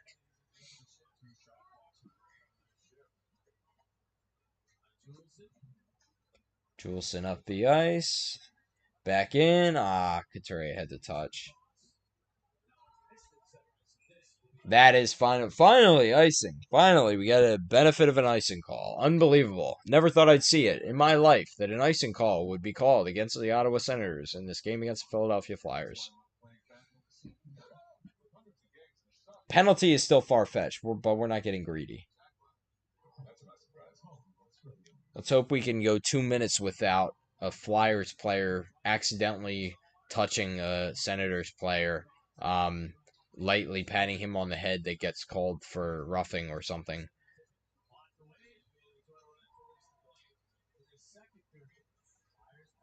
There we go. Block the shot. Damn. They're there. Come on, they're there.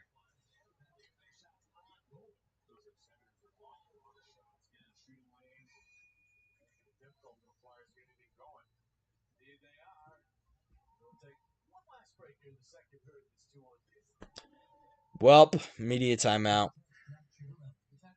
And another ad. Another political ad. I can't, man. I can't.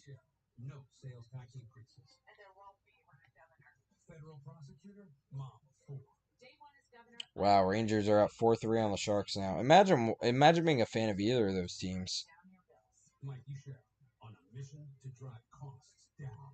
Nedeljkovic is in net for the Sharks. Shesterkin's in net for the Rangers. I have a nickname for Shesterkin, but I can't say it on YouTube. But it has to do with his name. Read between the lines. What happened to him? He was on his way to being like the greatest goalie of all time. He's even first in save percentage in the NHL this year, and not today. Today it looks like dog water, giving up 3 goals to the Sharks. To the Sharks?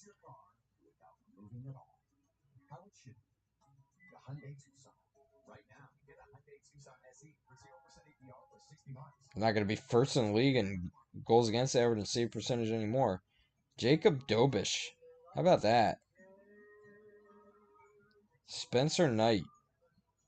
These are some of your leaders in save percentage. Cam Talbot. Flyers legend, Cam Talbot. Yeah, bro, I have season tickets. It's expensive, And it's a lot of money to watch losing hockey, although they haven't lost a game I've been at yet, so.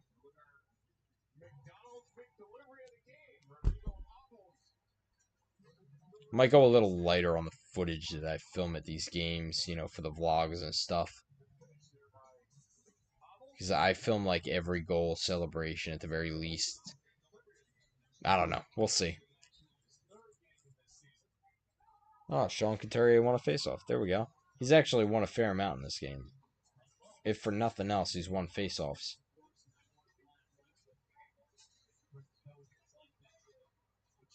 There we go. Nice block. Transition. Out to center ice. Well, okay.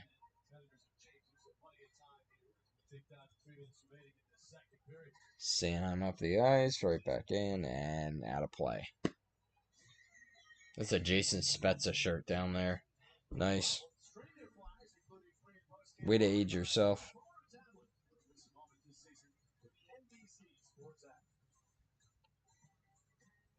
I do like people that go to like concerts and stuff. They'll go to like concerts and sporting events and they'll wear like old shirts.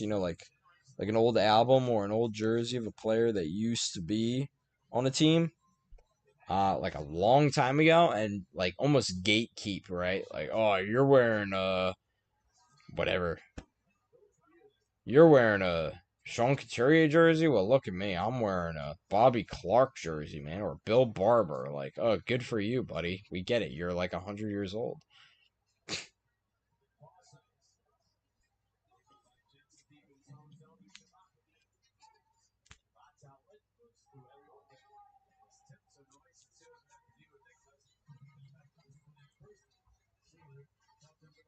As if being a fan for a super long time is some sort of reward or like a feat to be accomplished. How about it's just a lifestyle? Listen, I've got an Oscar Lindblom jersey on, man. All right? I know it's not really that retro, but look, Oscar Lindblom. If anybody should gatekeep, it's me. You don't know who Oscar Lindblom is, bro? Any Flyers fan from who just became a fan in the last like 2 years?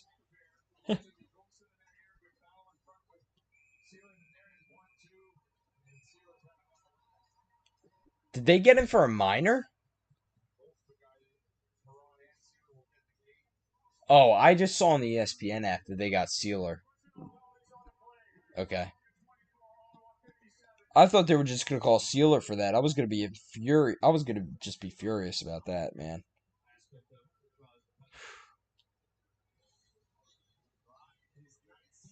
I'm just trying to find the NBA score. Damn.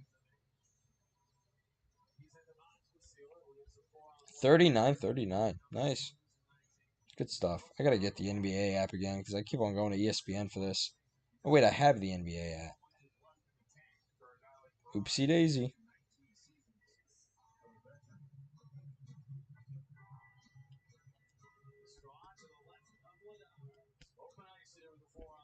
Alright. Let's get it. 4-on-4. Opening us up a little bit. Get it to Michkov. Tied 2-2 going into intermission.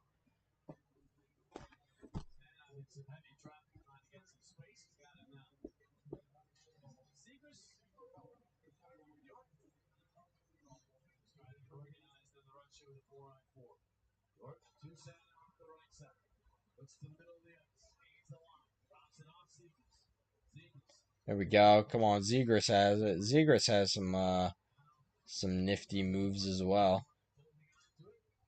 Let's make a carnival out of this 4-on-4. Well, Michkov's not even out there, so there he is. Oh, spinorama, and he fell, but he got tripped. Give him a puck. Oh, never mind. You get the extra attacker. Okay, all right, understandable. Have a good day.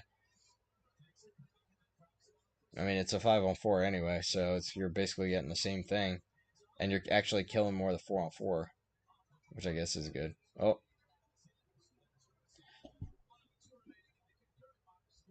Well, at the very least, Zegers drew the penalty. Good stuff. Respect. I knew he was going to do something funky. Yeah, Ottawa's not happy because they don't get called for penalties in this game. Oh wow, they play the Senators on the 8th. I'll be at that one, November 8th. I think I'm going to like 4 or 5 Flyers games next month.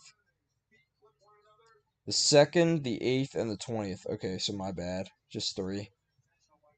And then 3 in December,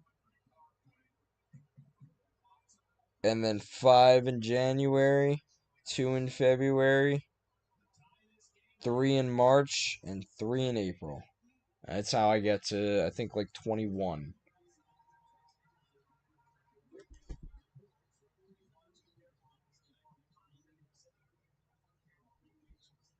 Oh, it's 4-on-3. Okay, that's right. Come on, Mishkov. Oh my God. It wasn't even blocked. Why would he take that shot? Just getting closer. All right, 33 seconds in the 4-on-3. Then it just becomes a 5-on-4 power play. Shoot. All right, we're setting up. Okay, maybe I just need a little patience. Save by Olmark. Bring it across ice. The other way. You're going the wrong way. All right, cycle it in behind.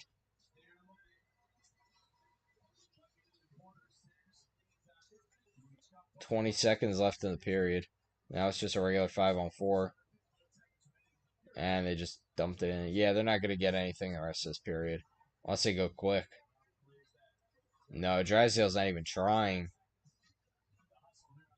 Well, I guess I'll give it a shot. You gotta shoot, though. You gotta shoot the puck at the net with 2 seconds left, and they didn't do that. Alright, yeah. So now the Senators are leading 2-1. Man, if my prediction is right, then we're in for a hell of a third period. So we're gonna get 3 Flyers goals and 2 Ottawa goals. And you go to overtime. Alright. Well, I gotta stop doing these streams, man. Every time I do a stream on this channel, the Flyers are always losing. Every time I do a vlog, they're always winning. Every time I'm at the game, they're winning. And every time I'm doing a stream, they're losing. What's about that?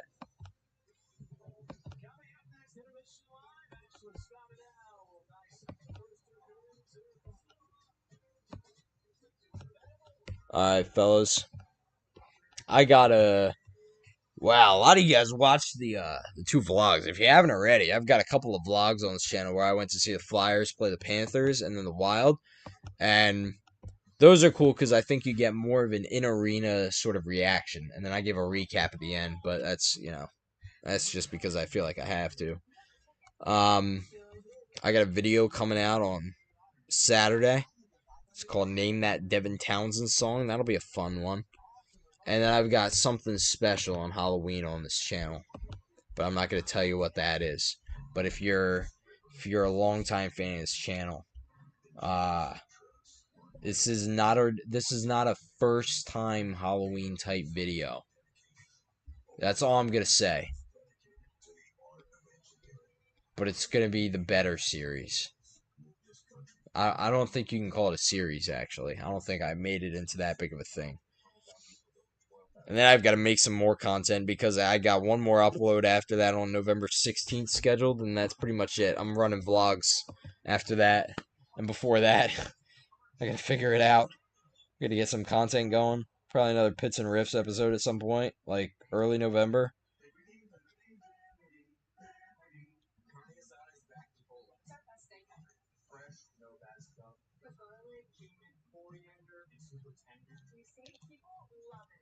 I'm also on the fence about doing like I don't know, like podcast episodes like I would with the Rays, you know?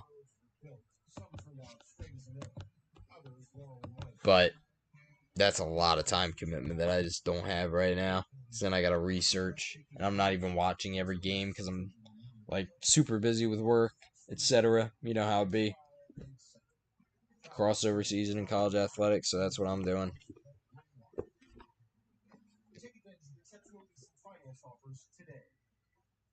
Hi, guys. I can't do that. I'm not a puppeteer or whatever that's called. Ventriloquist. Hi, guys. It's... What was the name of that character? Carl Carlson here. That was the name of that character. What a guy. With the death metal riff. The strapping young lad death metal riff. Alrighty then.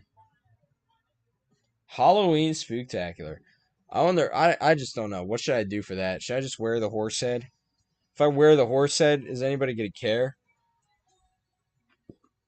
I can't see out of this thing either, so like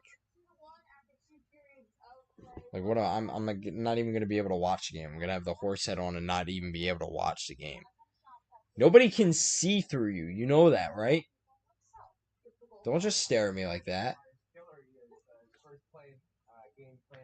All right, that's where we're at.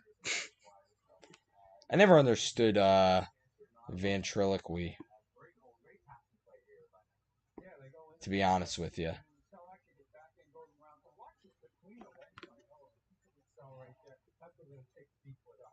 I didn't even think this thing could be a puppet. But I guess if you have a big enough arm and you can hold his head straight up. There we go. Look at that. This is where we're at, bro. What am I supposed to do for 18 minutes? Besides watch basketball, which is not what we're here for.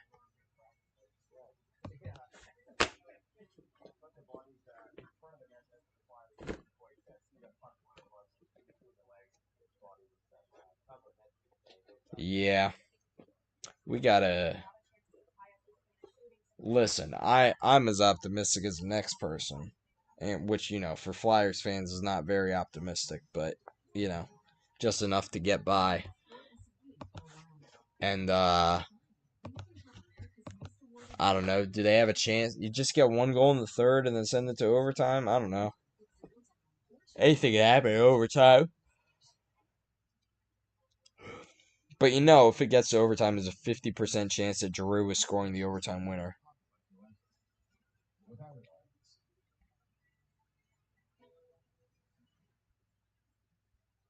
The Freestyle Libre 3 Plus sensor tracks your glucose in real time, so everyone else doesn't have to. It's the #1 CGM prescribed for Medicare. This is progress. Call now to set up home delivery. All right. Hey Steve, you're a finance guy, right? How do I work less and get to Paris more? I'd like to leave something for the kids. For February 1st, we invite to retire comfortably. Very comfortably. All right.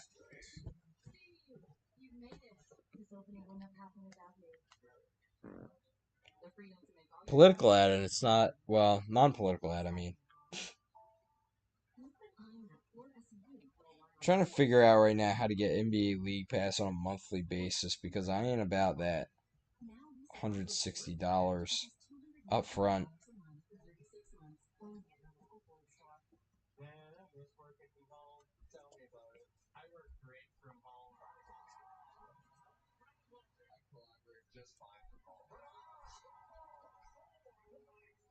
I like the environment more. I think I'm more productive at home. Some say there's too many distractions at home. Maybe that was true. There we go, League Pass. Seabrook Cherry Hill has been servicing South Jersey and the Philadelphia market since 2006. I think most people don't like parking. I want the atmosphere of Seabrook Cherry Hill. Fun, engaging, open, honest. The minute you walk in, you can feel it. It's funny, we don't have to convince anybody. It's done before they get. They just want to do business with somebody that's like. Oh, well, I can't do this now. Well, rip. Give it a try. Came, saw, didn't conquer. Oh well, we'll get there.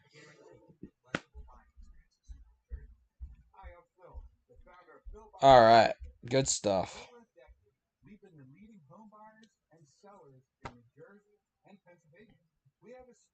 I don't know what to talk about for 15 minutes. I'm kind of at a loss. I just hope the Flyers score once and lose in overtime. Because that's where we're heading. We are heading full on into a Giroux overtime winner. Or like Flyers score twice and then Giroux scores a tying goal and then wins it in overtime.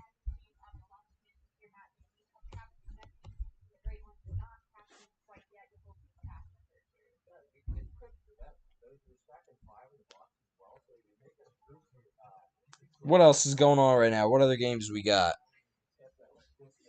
Let's see if there are any updates. Blackhawks still tied with the Lightning. Ducks and Bruins tied at 3 now. Penguins up 3-1 on the Panthers. Red Wings have disconnected their controller and they're getting steamrolled by the Islanders at second intermission 5-0, which just goes to show could always be worse. Igor Shesterkin has given up yet another goal to the San Jose Sharks and has still not been pulled. Now that game is 4-4. That Utah club with the name that could be copyrighted is beating the Blues 4-0 in the first period. And they've only got 10 shots on goal. What? Who was in net for the Blues? Oh, they pulled, I think it was Hofer, and they pulled him, and they put in Binnington. And Binnington gave up a goal, too. That's not very good. I might consider shutting that one off if I were a Blues fan and just trying to enjoy the rest of your Thursday night, or whatever day it is. I think it's Thursday. Pretty sure it's Thursday. I don't know. We'll figure it out tomorrow. Canucks and Preds tied at 0, and Kraken and Jets tied at 0. Hurricanes and Avalanche. That game should be really fun. I'm not gonna watch it though, man. I'm going to bed after this.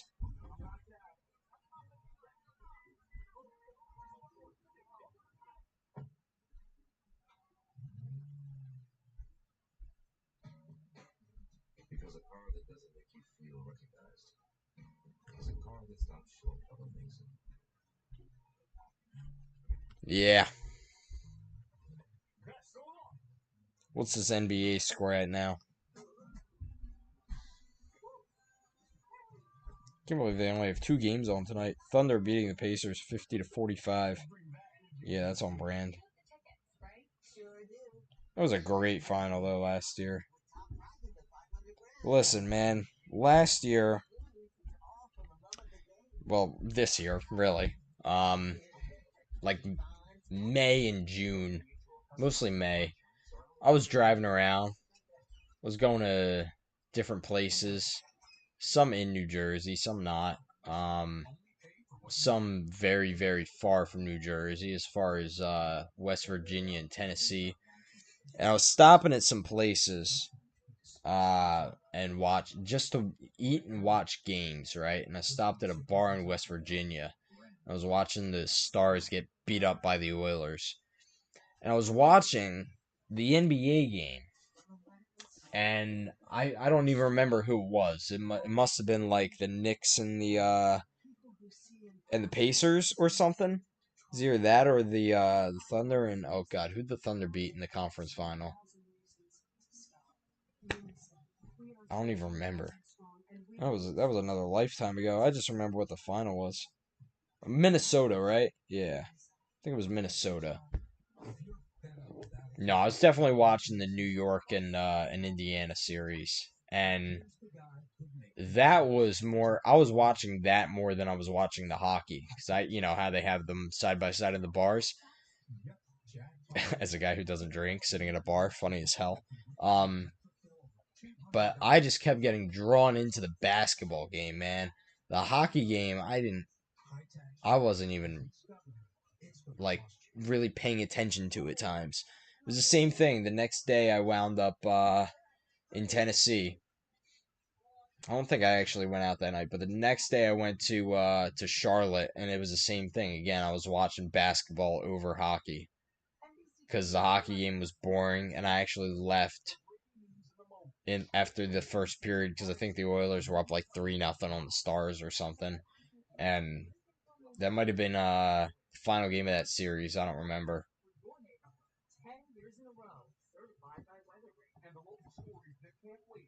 That's right. When I was in Virginia, so close to Tennessee. When I was in Bristol, Virginia, I was watching. That was when the Panthers clinched over the Hurricanes. But yeah, and then I went to a couple more places after that, mostly in New Jersey, and just kept getting drawn into the basketball. Like the basketball was more entertaining than the hockey, and I couldn't believe it. You know, like hockey as like my favorite sport of all time.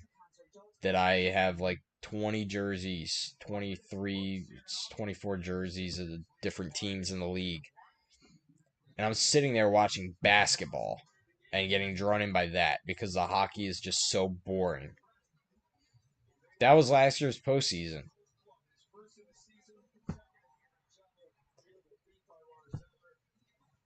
I don't know what to tell you. I really never thought I'd see the day where basketball would have more like the NBA would have more competitive balance than the NHL. And yet here we are. Because again, you can already just guess the Stanley Cup final, and you're probably going to get it right. Like it's almost obvious. It's got to be the Panthers, and then it's either going to be I think the Avalanche or the Golden Knights. I'm pretty sure it's going to be the Golden Knights. There's a small percentage chance that it'll be the Avalanche again.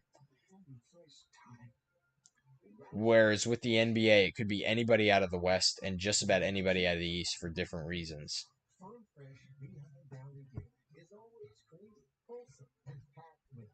Except for like, the worst teams.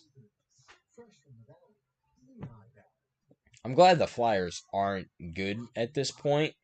Like they're not competing every year because it'd be just such a waste. Like the rules are gonna have to change eventually. The salary cap rules are gonna have to change. I'm glad that the LTIR rule is in effect now. That you can't just put somebody on LTIR and say, "Oh, they're back. They're healthy for the postseason."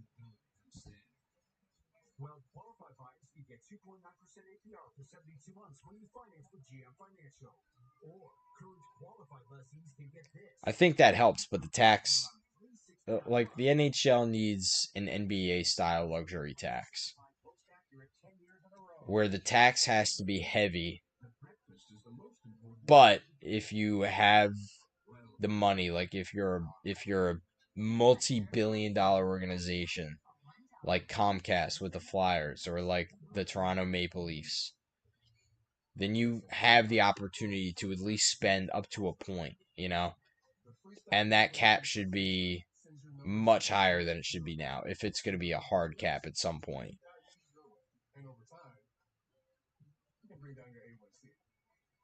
Like bump up the salary cap to maybe 150 million and then put in a luxury tax where if you're paying more than let's just say 105 million dollars to your team, you get taxed all the way up to 150 million and that's your hard cap. But no, we have to protect the Florida teams. The Florida teams can't afford $100 million. Well, then maybe people in Florida should care a little more about hockey. Even being there for the final, half of the people in attendance for Game 7 were Oilers fans.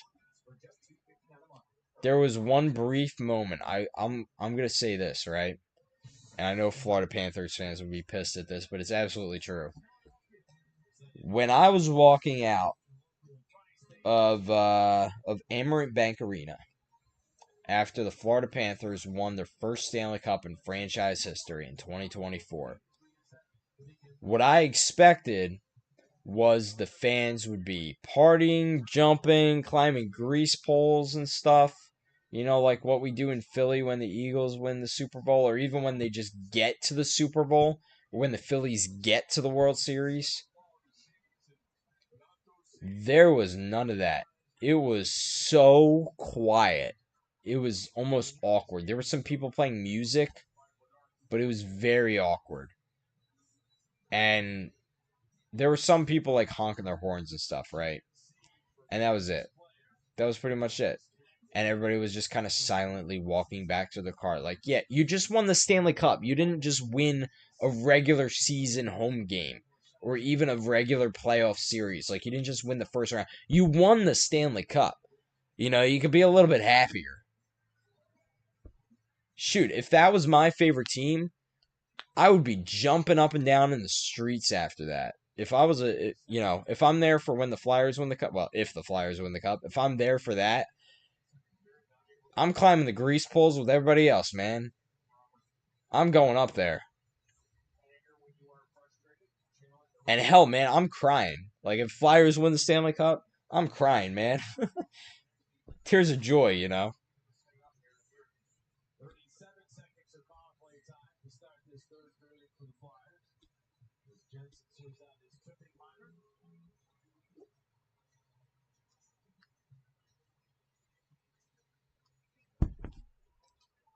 Or even if any, like, when the Eagles won the Super Bowl, I mean, hell, you know, I found it hard to contain myself after that. I wasn't an Eagles fan when they won the Super Bowl in 2018.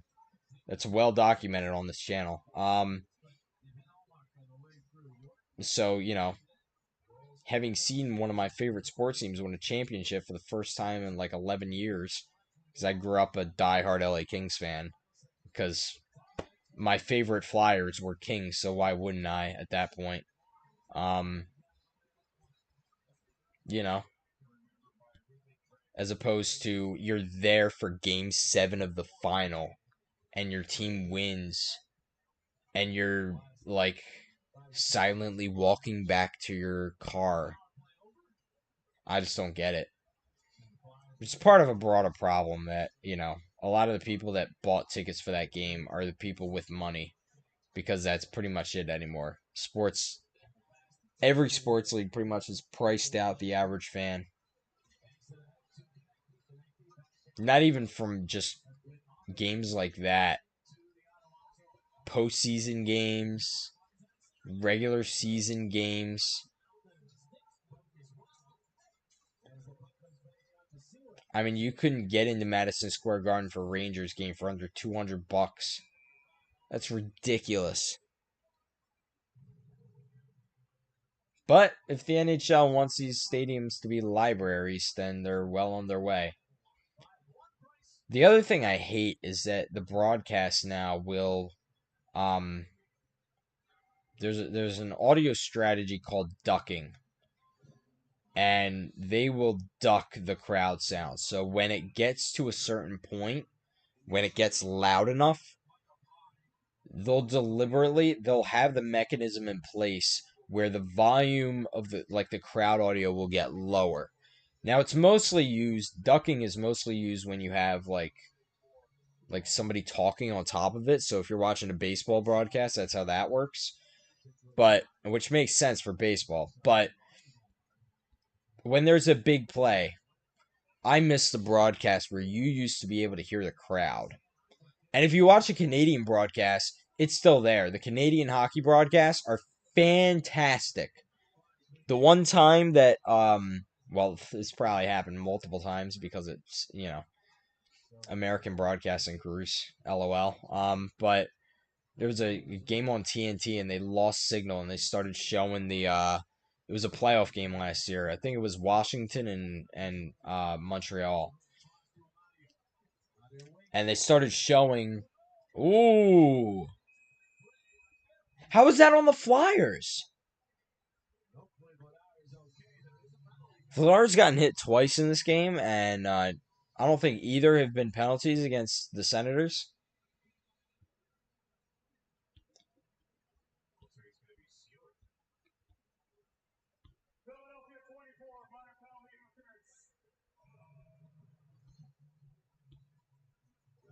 Where? Let's see. Let's see this. Oh. Oh, come on.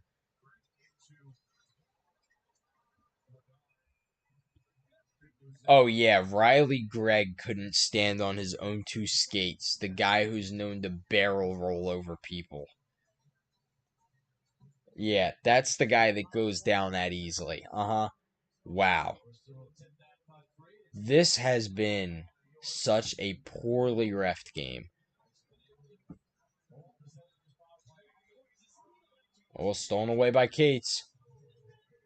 Short-handed chance. Cates shot. Got saved. But they still have it. Keep it in the corner. Pin it. All right. All right. They got it down there far enough. Now they got to keep on forechecking a little bit. There we go. And they can't get a pass together. There we go. Senators can't get a pass together. Now they're in the zone. But they're not. It's not solid. Yeah, that would be BS if they called a penalty on that. Oh, his stick hit his knee and he went down, and that's a penalty. Yeah, no.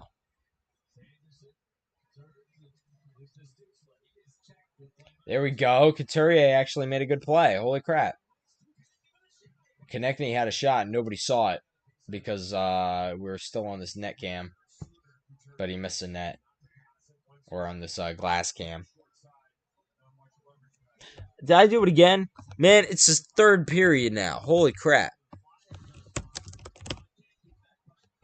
There we go.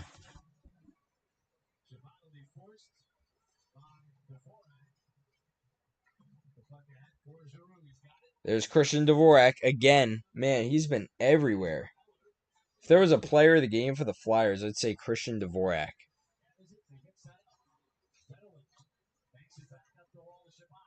Probably to some extent Dan Vladar as well.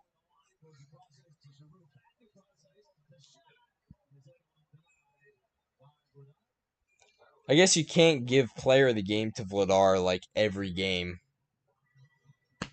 But it almost seems like you should.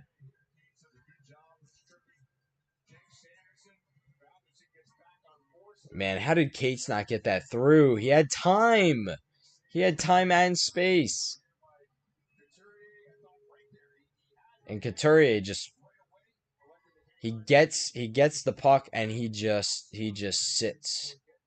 And Konechny had a shot, but there were two people in front of him. So, no shot. All right. Well, Flyers killed off another power play, so that's good. And Vladar made a save just as it ended. They tried to spring Sealer again, like they've been doing with the last two power plays, but it didn't work that time. Probably not also the guy you want to spring your defenseman. You don't want to get that far out of position.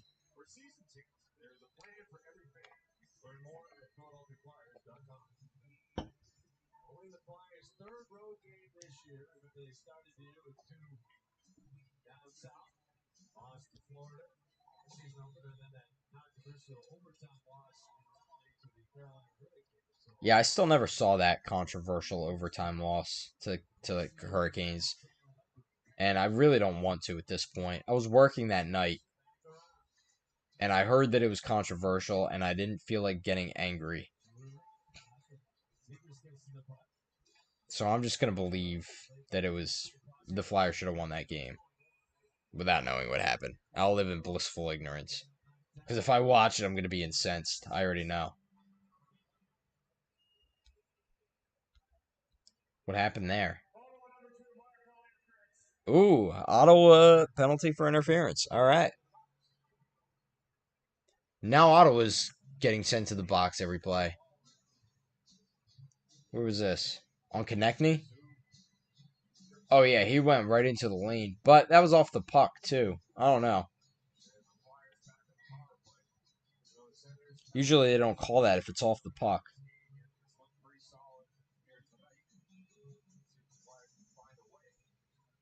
I mean, it absolutely is interference, but there were interference calls that they missed earlier on Ottawa that were on the puck. Come on, man. Get the goal. Ottawa's last in the NHL. 57%. That's about half. And my TV just froze, so I can't even see. Ah, they cleared it. Okay. Well, I just lost like 10 seconds of that broadcast. Bro.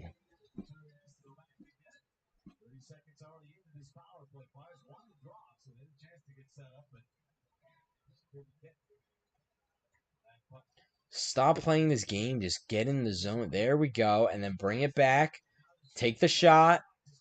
All right. That's okay. It was blocked. Bring it back out. Don't take that shot. Bring it back. You got Couturier right in the middle, and you're going to have to trust him because he's on the team. And Tippett's there as well, and that's even a better option. And never mind. They couldn't get it down there, so cleared. They're playing tight. They got to get him out of position. Draw him out. Like, take a little bit more time. They're offside. There we go. Kate's got it in. But why would he do that? Why wouldn't he just hang? And now it's going to get cleared. There we go. Now just bring it back. All right, fine. Take it in the corner. But you got to get somebody to the front of the net. And you've got 4 people in the corner. Zegras is there. Yeah, that was a penalty.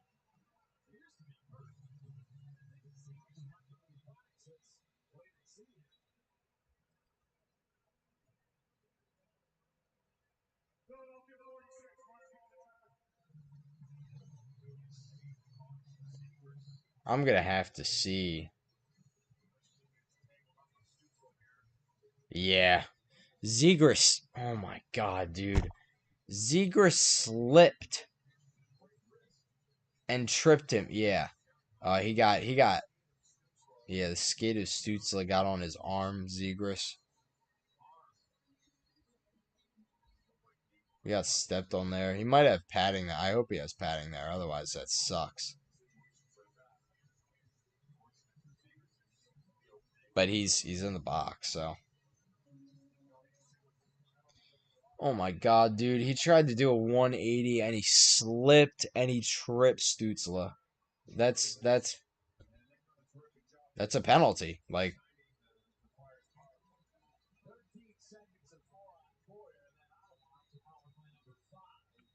ref, drop the puck. Oh my god. Well, it's 4-on-4, and then Ottawa gets another power play, so. Can we get the power kill going again? What a fever dream that was. Couldn't score on the power play. Scored every single goal in a key situation on the penalty kill. 2023-24 Philadelphia Flyers, baby. In the playoffs most of the season, forget how to play hockey against the worst in the league. Missed the playoffs on the last day. What a team, man. And I thought they could win against anybody. Like in February that year. I was like, man, they can beat anybody. If they get in the postseason, they could win a round or two. Who knows? Definitely not the cup, but they could win a round. Didn't even get there. In a crappy Metro division. Where you had New York, Carolina, and everybody else. Saved by Vladar.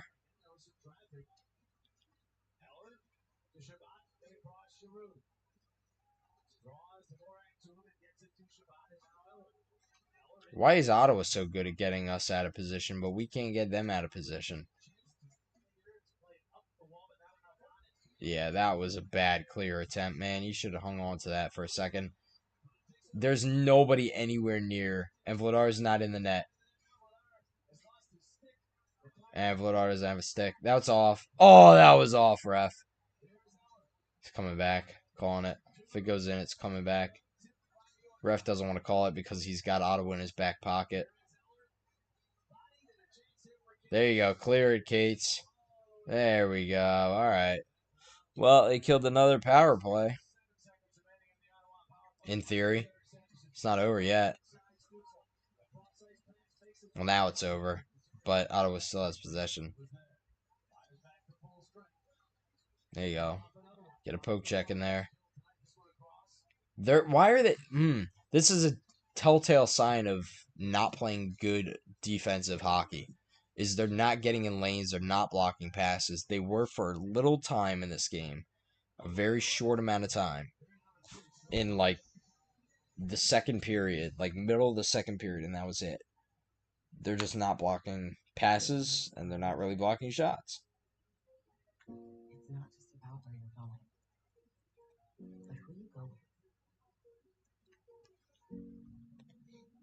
Here you go. Well, giveaways and takeaways are even 10-10 in giveaways, 3-3 in takeaways.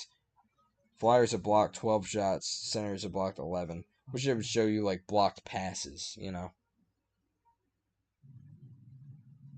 the Flyers, they've been letting too much get, you know, cross ice. Like they're just letting them play east-west. You can't do that. You can't get away with that forever. You're gonna give up a goal. Doesn't you could have the best goalie in the world, which we do, and you still it doesn't work like that. Okay. The Red Wings finally learned how to score a goal. Oh, they came back from commercial quick. I don't think they meant to do that. But I'm looking at Canadian Tire Center. Oh, and there's a pregame show, people. Okay, that was a mistake. It happens. Damn. Kraken are beating the Jets 1-0 now.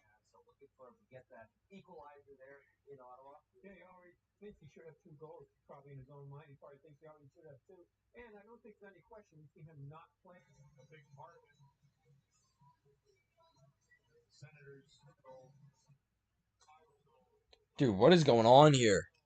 Man, they cut back from pregame show just straight to Brian Boucher, and then there was a blue screen real quick.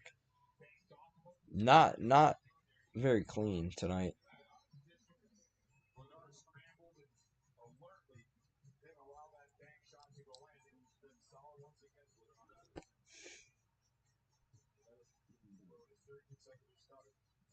Well, you got 11 minutes to figure this out.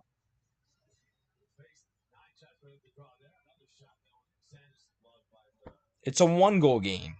One shot could change the game.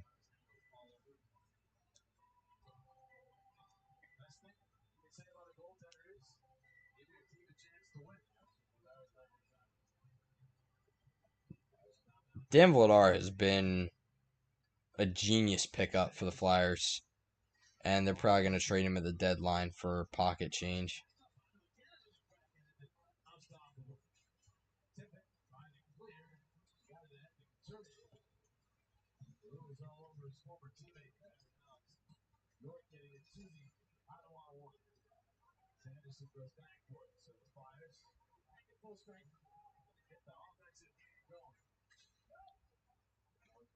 There we go. Come on, Couturier. Do something, man. Connect these down low. Wait, never mind. That's not connect me. Oh, yeah, it was. Forster lost his stick on nothing. On air. Zamula Brink behind the net. Is that Juleson? Yeah. Wow, sprung him ahead. That was a great pass. Forster. That was Brink. Tried to get a shot off, but he whiffed. That was good defense, though. Nick Cousins. Oh, Juleson destroyed Nick Cousins. Good job. And now Ottawa's going to try to play the physical game. Garnett, we need you. No, we need a goal right now. Like right now. Let's get some momentum. It's gonna be if it comes for the Flyers, it's gonna be something like weird. Like a shot from the point. It's meant to go down low and then just deflects in. They're not even this is the Flyers' problem this season is they're just not getting shots on goal. Like defensively, they seem a lot better for the most part. Offensively, they do not get many shots on the opposing goalie.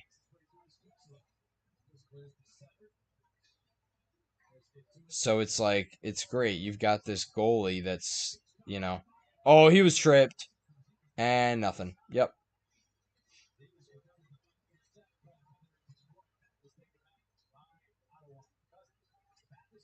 So you've got this great goalie. You've got defense that's, keeping the puck out of your own net this year, and you can't score.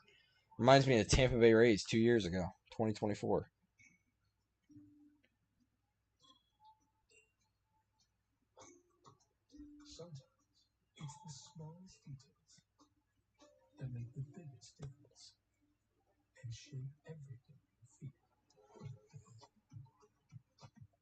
I mean, the Flyers also went like 17 minutes with one shot on goal earlier in this game. Well, not 17, but it was like maybe 12 minutes without a shot on goal earlier in this game. Got outshot 14-9 in the first, 9-2 in the second, and they're getting outshot 9-2 in the third. And you're down by one, and you're getting outshot 9-2.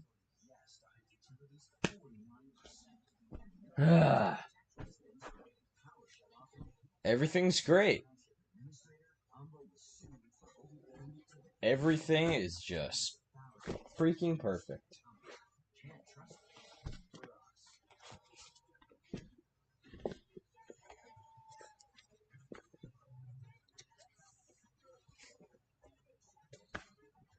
I'll be back for overtime.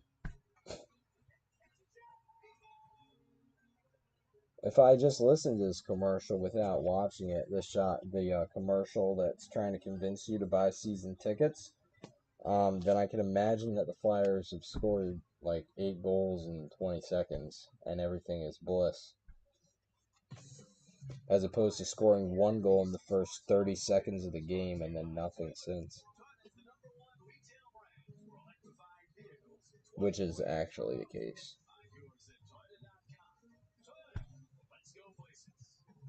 This thing is getting too small for my big head. Ugh.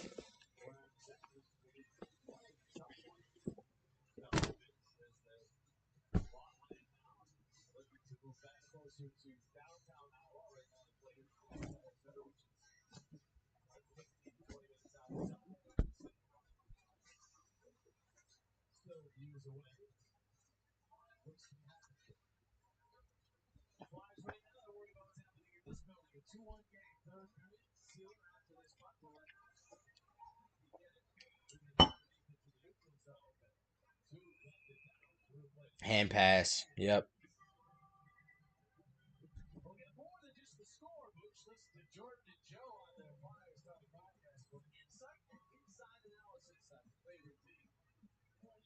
I can't do podcasts, man. I can record podcasts and keep them short, but I can't do more than like a 35-minute video, maybe tops. You know? And it's got to be entertaining from start to finish. I can't do shorts, though, either. It's not an attention span type thing. Like, I can't do shorts and TikTok and all that. I can't do that. I'm in it for the plot, man. But I also can't do 2-hour movies. It's got to be a fair balance. Or like sports. Sports are entertaining to me. I can watch sports all day. I can watch a whole day of hockey and not get bored. Except now that I know that Florida Panthers are going to win the Stanley Cup every year. Then it does get boring because then you know you're watching nothing. You're watching a meaningless regular season game between two teams that aren't the Florida Panthers. Tell it how it is.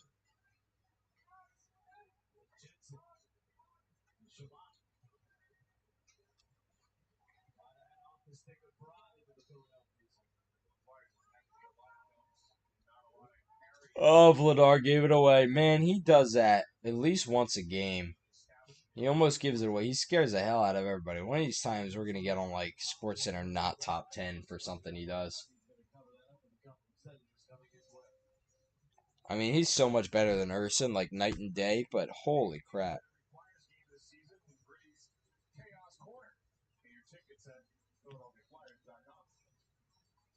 I am not sitting in Gritty's Chaos Corner. I'm sorry, bro. I've seen that section. That is just a crazy concept, man. That's for the kids.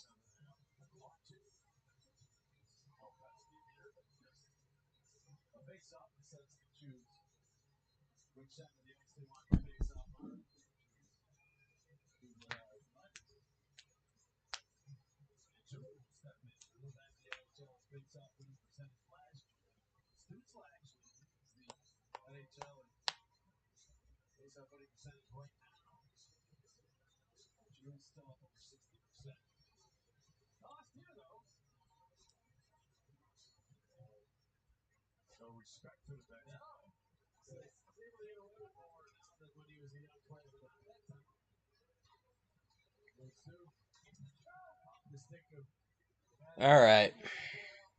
7 minutes. Any shot they score, I ran the. Listen, man, I ran the horn once. We scored one goal in the first 30 seconds and none since. It's almost like getting shut out. Basically, is getting shut out. Those shots aren't going to find the net. Those shots with no traffic from like 30 feet out, they're not going to find the net.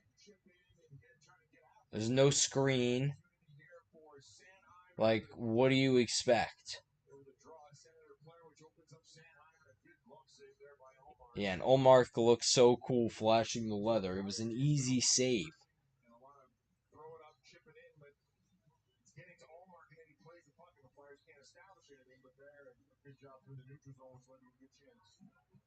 All the storylines coming into this one, none of them have come true. Like Olmark being a bad goalie this season, the Senators' penalty kill being bad. I think it's just us, and I think it'll be back to normal the next game they play. But yeah, not good. I mean, one goal, and it came in the first 30 seconds, and they've been flat since then. Except Dvorak there, who just basically got the puck back for the Flyers. I really like these new players, Christian Dvorak and Dan Vladar, man.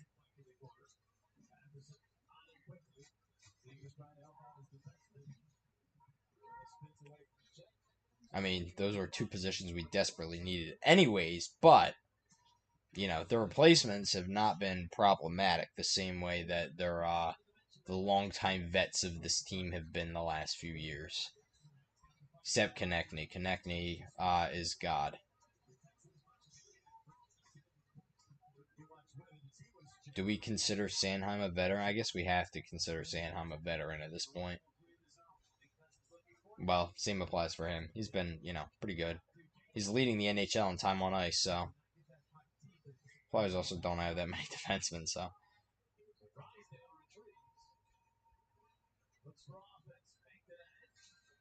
Come on. There we go. Forecheck. There we go. Turned the puck over right back to the center. There's a shot. Didn't go in, but just keep on doing that. There's Konechny. And Couturier missed it. Why? It's always him. It's always put Konechny on a line with like anybody else, any other center. Put Konechny out there with Christian Dvorak. I guarantee you find the goal. Ah, that was our best chance of the last everything except for the first 30 seconds.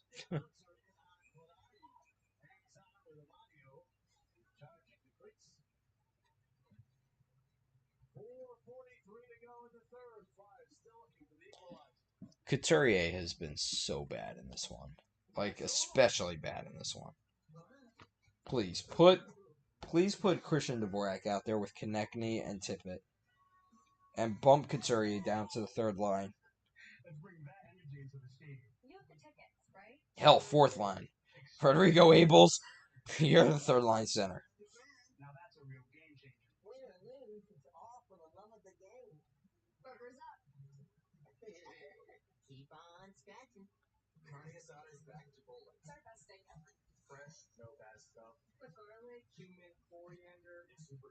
Wow, Thunder and Pacers tied at 68. I'm surprised that game is, well, I guess I shouldn't be surprised that game is so early. Because I'm pretty sure it started at 7:30. Oh, well.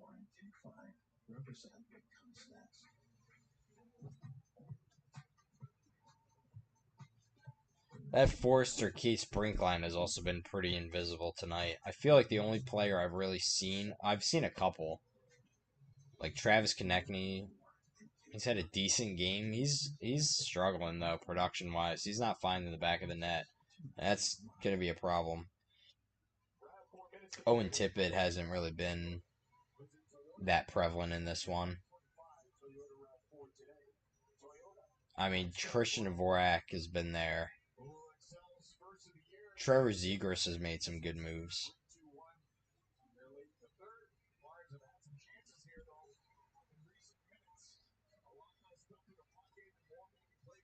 Cam York, he's been on both ends of the puck a little more than usual.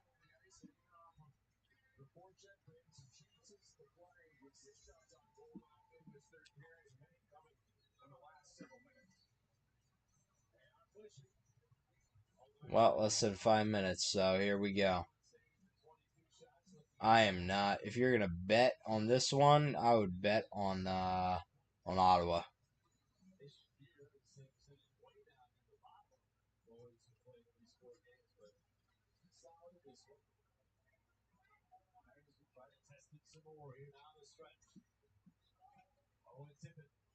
Come on, Owen.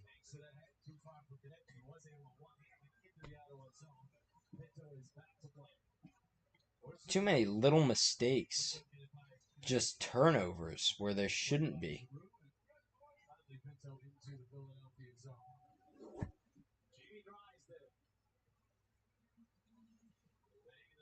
Drysdale's been fairly active in this one. Cates actually has had a few good chances. I take back what I said about the Cates line. I think it's just Brink that hasn't had much. I mean, Forster's definitely been there. Brink, not so much. Cates has been there.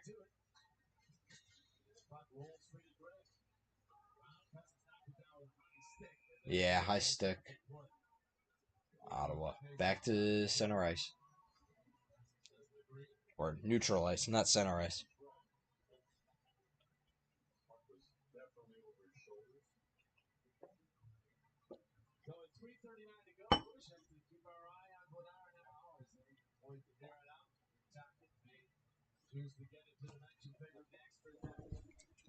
"22 shots on goal in this game. I almost said match. Man, I'm locked in on soccer right now.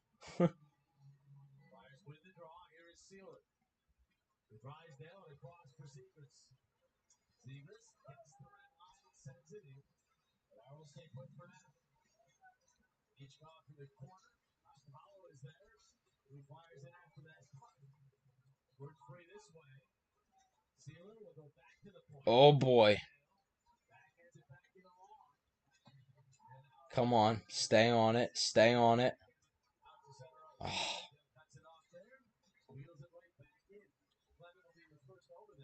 All right. Well, nah, they're not getting controlled possession. York is pissed. York's like, "Come on, let's go."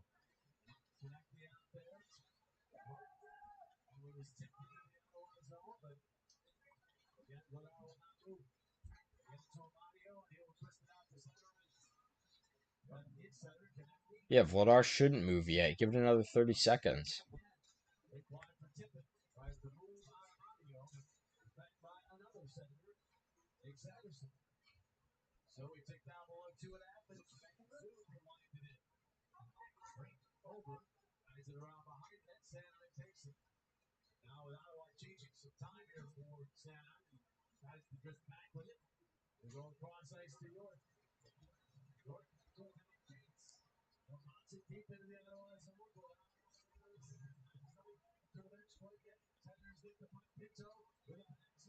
Wow. Yeah, let him get sprung loose.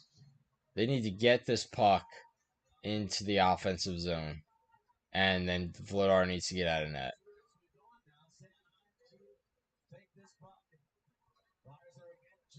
Hurry up. You've got a minute 45. What are we doing? Come on. It's either going to be historic or it's going to just be another loss.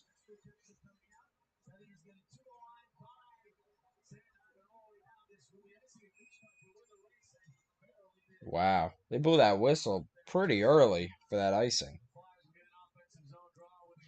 Do you call timeout here? Nah, probably not. You probably wait.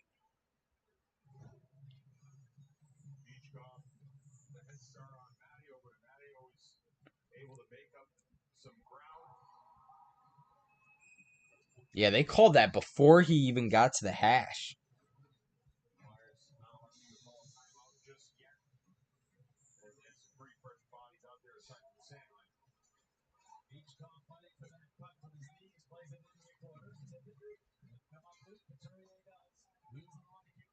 Is anybody there? There we go. Okay.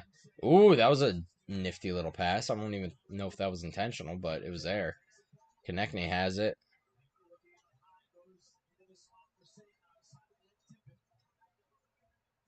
Yeah, go to the net, Konechny. That's the way we get this. That's the way we get this goal.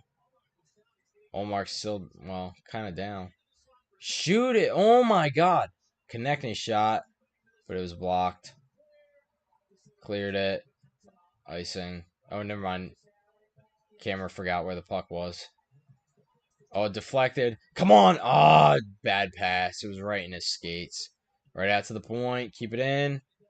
Back to Konechny. 30 seconds left. Center ice. Tip it. Loses a puck. Back out to Sanheim. Back to Tippett. But you're losing time. You got to get something on. This is the best they've looked in the last 58 minutes. Shoot! Oh my God, bro. They're not even going to get a shot on goal. Wow. They didn't even get a I don't even think they got a shot on goal in that whole little flurry. Wow. Well, I mean, there was some good shot blocking in there, but man, put the puck down low.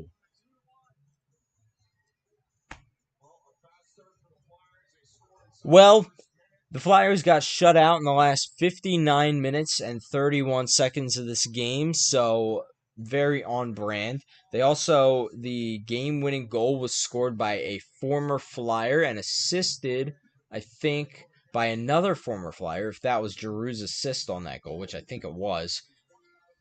So just another night of Flyers hockey. That's just how this thing goes sometimes. All the time. If you're a Flyers fan, they just lose all the time. It's just a thing. Yeah, that was not fun very much. The first minute was fun. First 3 minutes. Then now that's interesting. You guys got a Flyers jersey and a Blue Jays hat. I'm with you, bro. Only for this week though. So yeah, so the Flyers lost 2-1. And yeah, it wasn't even a fun 2-1 loss. It was a quite boring game. And the referees were quite bad as well, but that is not the reason why the Flyers lost. They lost because they couldn't score. And yeah, that's how this one ends. So yeah, thank you guys very much.